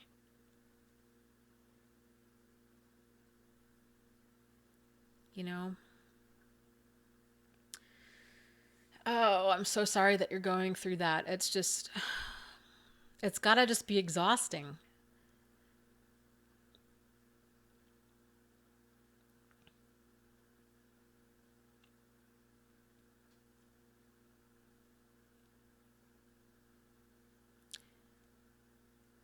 Okay.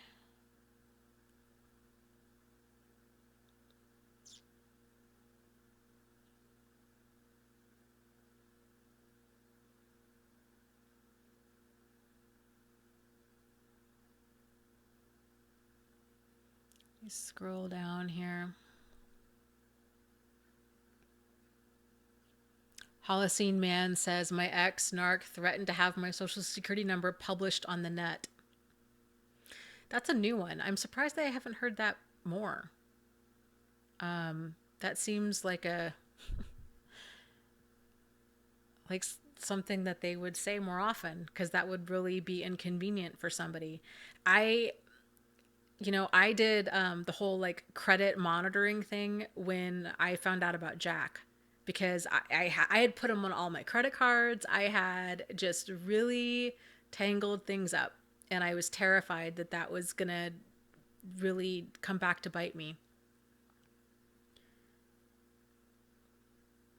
And so I guess, like, if they did threaten to post your social security number, like, you could do the whole like life lock thing. I think the owner of it had his social security number like posted on billboards and stuff to prove how confident he was in his program, if I remember correctly. Um yeah, toxic relationship just said we had the same thought at the same time, with life lock.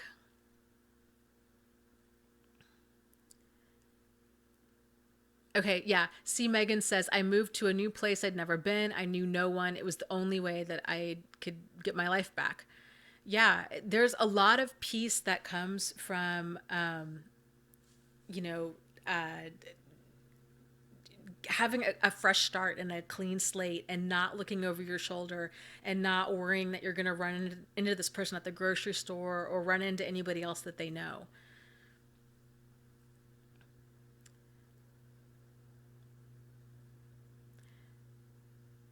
So toxic relationship says, "Crap, Dana, I said that just seconds before you did." Yeah, that's so funny. We like had the exact same thought. Um,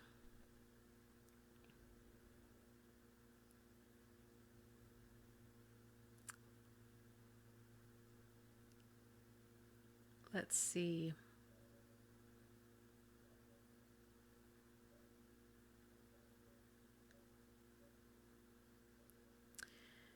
Cecilia says, "This is my hometown. My ex is from California, so he can suck it. I'm not leaving."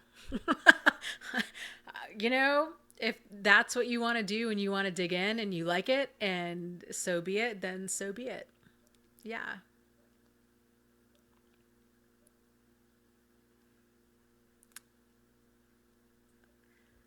Well, guys, how about let's call it a night here pretty soon, if that's okay with you guys.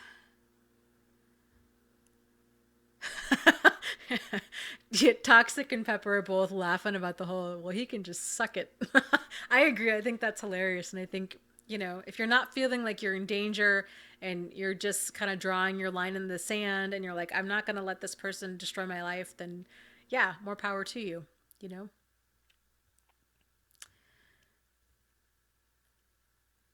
Okay. Rosalind asks, she has a drug addicted narcissist on prescription meds. We're starting a custody case. All advice available. Um, I think it depends on which state you live in. So, for example, here in Michigan, we have what's called MAPS. It's, I forget, like Michigan Automated, I don't even know, prescription something or other. And so it runs a report of any prescription drugs a person is getting filled.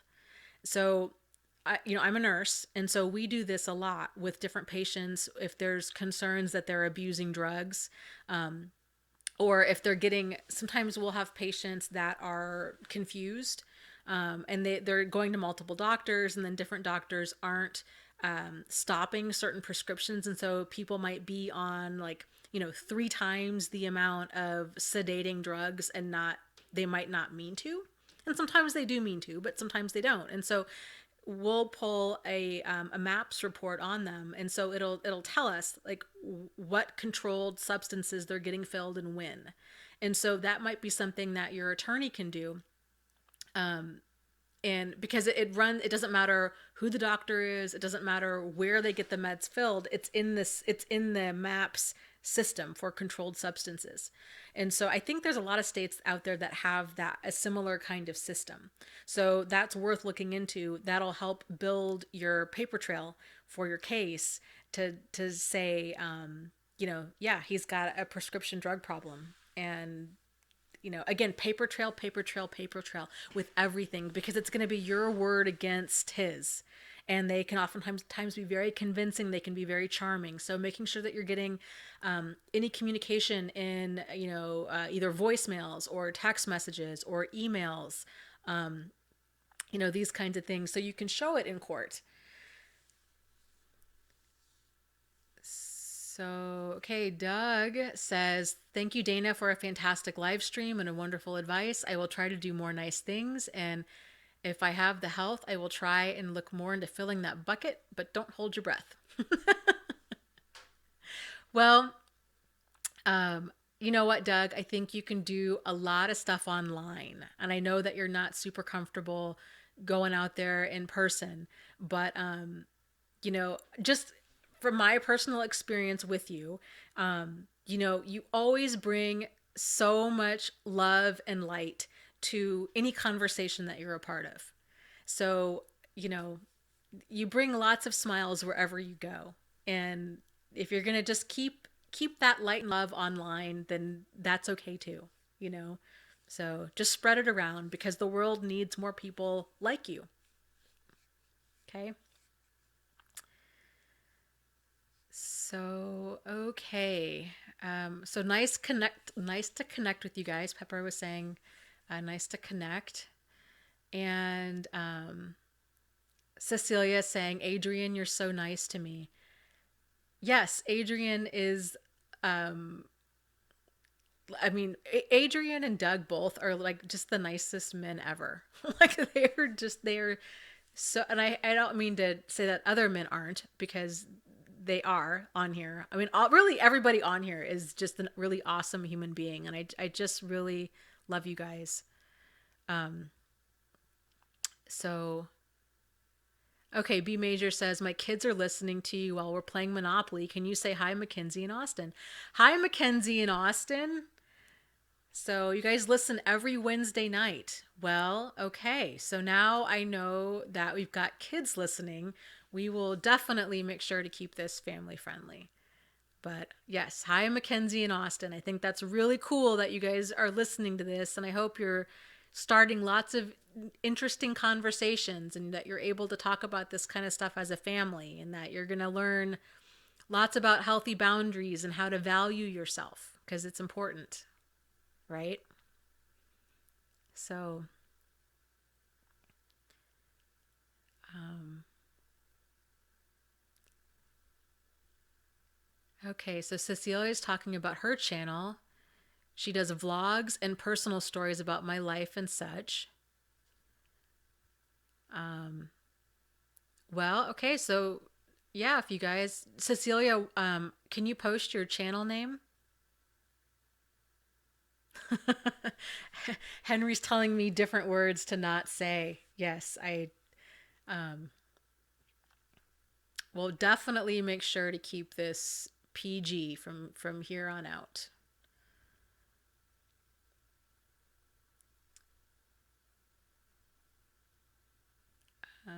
Kevin is saying, I wish the chat screen was a bit more user friendly. That makes two of us. Because it's honestly like the whole YouTube live stream thing is not user friendly at all.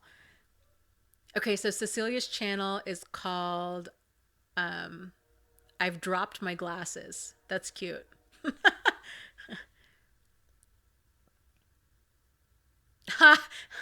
B Major says they're teenagers. No worries. They know more than they should. They're 18 and 13. Yes, they probably could teach me a few new words, I'm sure. But that's cool. That's cool that you guys are watching this as a family. Like, that seriously makes my heart smile, because that's how we break the cycle of all of this. And, you know, when they're out dating, this is something, these are the conversations, and things they need to be keeping in mind. About kind of how to look for a partner, and kind of what's problematic behavior, and what's healthy behavior, because this stuff is not taught. Like, we teach kids, and I don't know if you guys knew this, but I'm actually a former teacher turned nurse. So you know it made me nuts when I used to teach 7th grade, and it made me nuts that we teach kids algebra, and all about like the War of 1812, and all of this stuff, but we don't teach them life skills. We don't teach them about dating, or about marriage, or about how to, read a lease, or buy a car, or negotiate, or like balance their checkbook, or any of those things. So it's important that parents have these conversations with kids. So M. Fisher says, yes, kids so need to know the warning signs. Yes, they really, really do. Because I tell you, I'm sure you guys remember it too, but dating in high school is, it's so intense. And there's so many like emotions in junior high too. Like, there's so many emotions going on, and kids are really influenced by their friends. They're really influenced by music. They're really influenced by movies, and not even just kids. Like, I think adults too, right? We all have this idea of what romantic love is, and that it's somehow normal to get caught up in these whirlwind romances, kind of despite all the odds, or all of the problematic red flag behavior, and that it's going to work out. And that is a really great way to get into a bad situation fast, but it's not taught. So Kevin says, yeah, I could have used a life skills curriculum. Like, yeah, me too. Me too. Yep, lots of people saying, I wish they would have taught this subject in high school. It would have saved me a lot of wasted years. Yeah, me too. And so here's the added thing too. So, just kind of on a side note about life skills and stuff, I see this happen to me, and I see this a lot with other victims of abusive people. Is they tend, again, we all tend to think that we're the only one that goes through this, right? And so we recover. I see a lot of parents that they go through recovery, they learn a lot about codependency, but they don't have those discussions with their kids. And so it's really important to talk to children about kind of understanding, and identifying any like codependent or narcissistic behavior in the kids, because kids tend to do what they were role modeled. And so, to teach warning signs of not only problematic behavior with narcissists, but problematic behavior with codependency, and what that looks like, and kind of nipping that in the bud early on as well. So, oh, I love the way you said that. Music says, it's so true. You cannot get sick enough to make someone else well. Right, right. Yes. And Maddie says, we need to focus on being choosy, not on being chosen. Yes, that is the number one thing with dating. And so, it's important that part of dating is we all tend to focus on the good in other people, right? We wear kind of those proverbial rose-colored glasses, but the reality is we need to really have on. We need to be looking at a person really kind of more under a microscope than with rose-colored glasses, and looking for kind of this, more deal breaker behavior, and really getting clear on what we want in our life. And so Cecilia is asking, choosy? Yes. So Cecilia, so I talk. Cecilia says, I choose you. That's cute. I talk a lot about when we're dating, it's really important to focus on being choosy and not on being chosen. Because so many of us, especially that are more on like the codependent side of the spectrum, our whole goal is we really want to be liked. We really want this other person to like us. We're focused on them choosing us. But the reality is we need to be picky and focus on and pay attention to who we're choosing in our life. And finding a healthy partner really, has a lot to do with, finding somebody that is, open and honest and sincere and solutions oriented, and knowing yourself enough to know what's important to you, and then not compromising on that. So, Zero's sister says, Dana, I'm ready to do my artwork for you anytime you're ready. So, Zero, did you email me?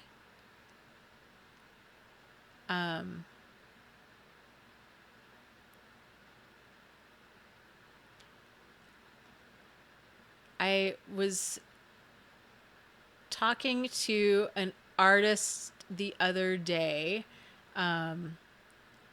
Yes, okay, it was you. Yes, I do need to get a hold of you. I have this idea of what I really would love for, and I will, if you end up creating this, I will put it up here on my little ledge. But so there is the Aesop's fable. It's called Fox and Grapes, and it's actually the moral of the story is cognitive dissonance. And so this fox is trying to get a cluster of grapes, and then he can't get them, and so then he ends up rationalizing that the grapes are sour. That's actually where the phrase "sour grapes" comes from, is this Aesop's fable and cognitive dissonance. But he ends up rationalizing that that's where or why he's not going to get the grapes, because he doesn't really want them anyhow. I think it would be awesome to have a drawing of the fox, like, that got the grapes. Like, that he was able to kind of overcome the cognitive dissonance, and that he was able to think clearly enough to get what he really wanted. So if you could draw some sort of picture with a fox with like a cluster of grapes like in his mouth, with a twinkle in his eye. Like, yeah, that would be really cool. And then, if you want to sign it or however you want to do it in email, I don't know, email it to me and I'll go through like Vista Print and get it printed out. I don't know how we would do that.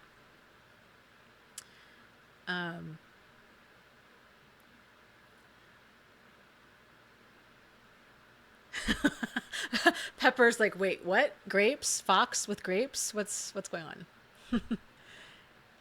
Okay, so Colleen, let me go back up. Colleen says, Dana, I find these days that there are a lot of emotionally unavailable men. Or do you think once a guy sees you as being upfront about what you want, they go away real fast? Um, okay, Zero Sister asks, do you want the fox as a cartoon or realistic? Um, Either, you know what? Honestly, either way is fine with me. I will let you use your creative genius, and then I'm sure whatever you come up with, I will absolutely love. So I think it's awesome that you're willing to do that. So thank you. That's cool. Um, so okay, back to the dating question. There's a lot of emotionally unavailable people out there in general, male or female. Um, and you know, if we're upfront, kind of, letting a person know, hey, I'm interested, or hey, this is kind of what I'm interested in, um, then you know, the people that are not your people, that is going to screen them out.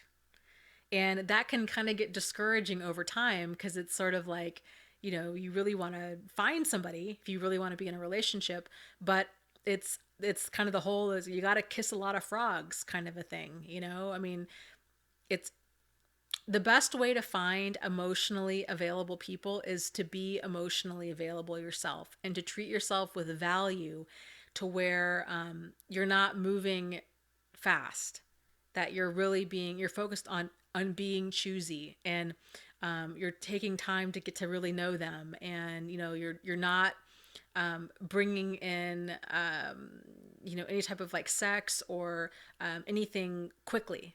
Like you're taking your time to get to know them, and making sure that they are your kind of people that are worth you investing your time and your emotions and yourself into. So but I think a lot, and yeah, Cecilia says, take it slow. An available person will be okay with it. And that's exactly right. The right person will be okay. They not only will be okay with it, they will be thrilled to find you and to find that common ground with you. So it just really goes back to just really being yourself, and you will end up attracting the right kind of people for you with having good boundaries.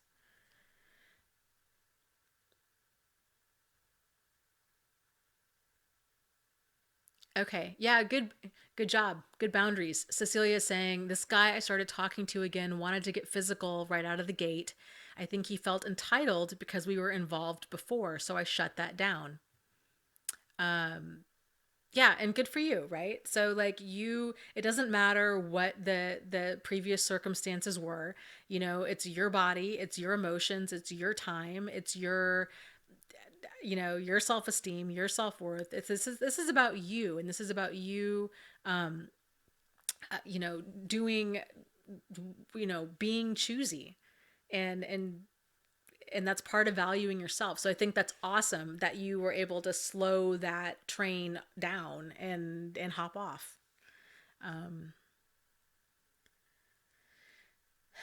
So let's see. And then Pulad made a comment. She said the first 90 days are fantasy. That is very true. Very, very true. And so I think it's a really good kind of rule of thumb to keep things, light enough. And, you know, I think a lot of us struggle with that, but keeping things light enough to where you're not heavily emotionally invested in another person, where you're waiting for sure, waiting to have sex, these kinds of things, and really making sure that you're seeing them clearly for who they are. And I think so much of media and TV and movies, it shows people getting caught up in this whirlwind, and then within like 2 dates they're in bed, or within a week they're getting married. These kinds of things. It's very, very toxic, terrible advice and terrible imagery that we're being that's being shown as being normal, and or even being healthy, because it's not. So it's really important that we go slow and have eyes wide open, when we're getting to know somebody.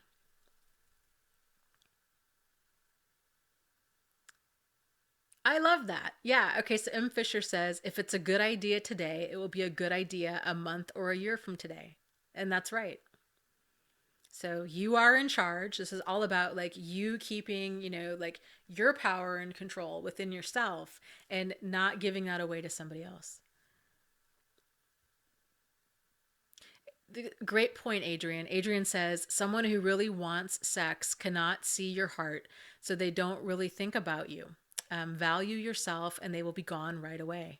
Yeah. Yeah. I mean, the best way to get rid of abusive or manipulative people is by having high standards and solid boundaries. It's the truth. Pula asks, why is texting so addictive these days? I don't know. I'm really bad about it too. I text way more than I should. I think it's just because it's convenient, but it's unfortunate because we lose so much when we just text with other people. That's a really great point, Adrian. Adrian says sex is just 10% of a real relationship. Yeah. I mean, I think a lot of people make a whole relationship on sex, and it's not. If it's healthy, you know, healthy sex is it's a form of communication, and it's a form of love. It's a form of expression. And it's really, I think, important to be with somebody that has the same views as if that's your view on sex, it's important that they have the same view as well.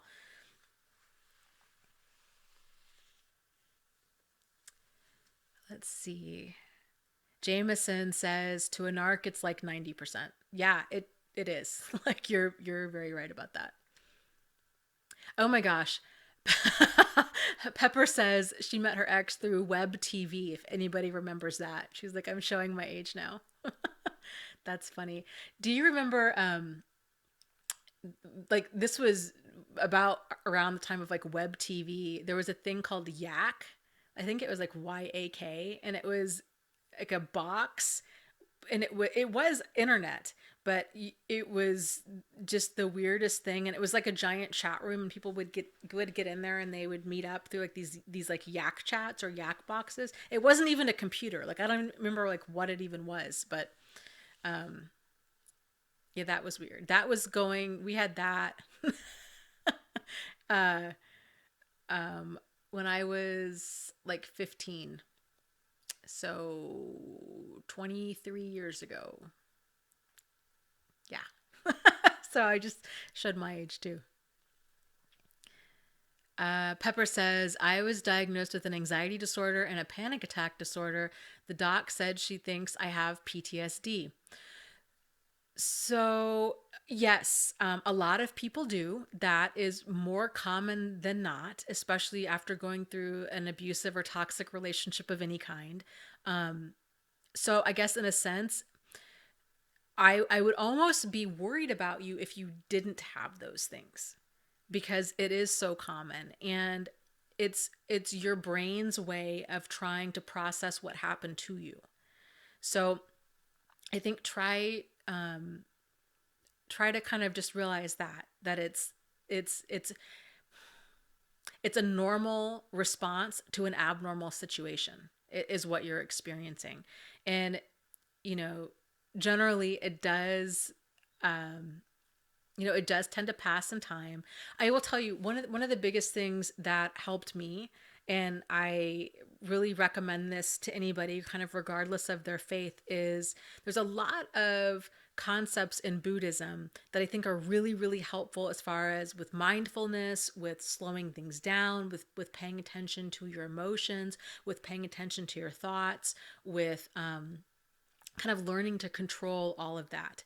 I am in, Buddhism for a lot of people, it's more of a philosophy. It's not a religion. And so there's a lot of peace and healing that can come from it, as far as I'm concerned.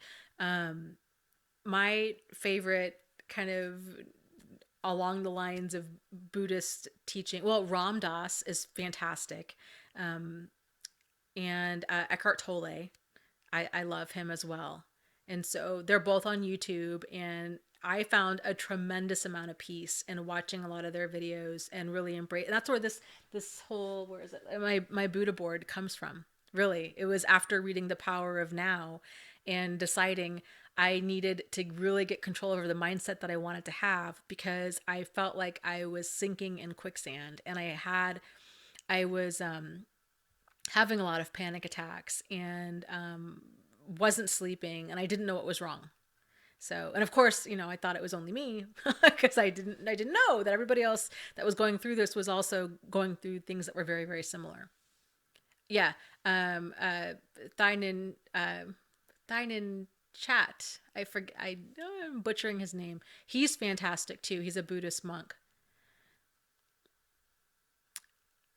Cecilia says, "You are not your thoughts." Yeah, and there's so much peace in that. Um, Alex says, "Wow, the feed is still going. I just got back." Yeah, we talk a lot. I talk a lot. I talk a lot. I guess I can't. I can't blame anybody else. Um, but we are gonna call it a night here in like a few minutes.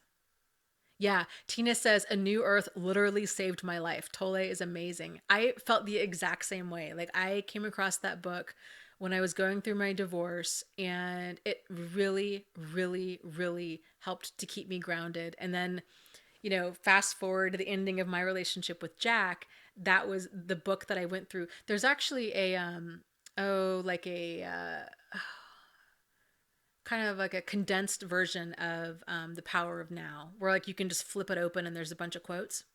So, excuse me. Um, and that book is really helpful as well. So, coloring. Okay, yeah. Colleen mentioned coloring has been really awesome. It helps. So that there's adult coloring books. You can get them on Amazon. There's some, I'm sure you could probably Google it and get drawing, like Google, adult coloring books free. There's a lot of them that I've seen where you can just print out the pages. And so they're really detailed. And, there's different drawings. Like, some of them are like different like mandalas. Some of them are more intricate designs. And there's a lot of mindfulness that comes from having to focus and taking your time and coloring on these very intricate drawings. So Cecilia says DBT has helped so much. And so DBT stands for dialectical behavioral therapy, and honestly, and that really is based off of a lot of Buddhist concepts of mindfulness and emotional regulation. So yes. Okay, guys, let's call it a night here. M. Fisher says, "I am so anal I couldn't decide whether to use coloring pencils or crayons." That's funny. Oh, so okay, guys. Well, thank you so much for coming on, and it's good chatting with all of you. And just lots of love to you guys. So have a fantastic night. I will see you next week. And if you're not already in the support group, you might want to consider joining it. But again, there's lots of them out there. So join a handful and see which ones you are comfortable with. But you can find my support group through my website, which is narcissistsupport.com/forum, FORUM. So, okay, lots of love to you guys. You are not alone. You are not crazy, and you really can move forward and heal. So take care, and I will see you next week. Okay, bye.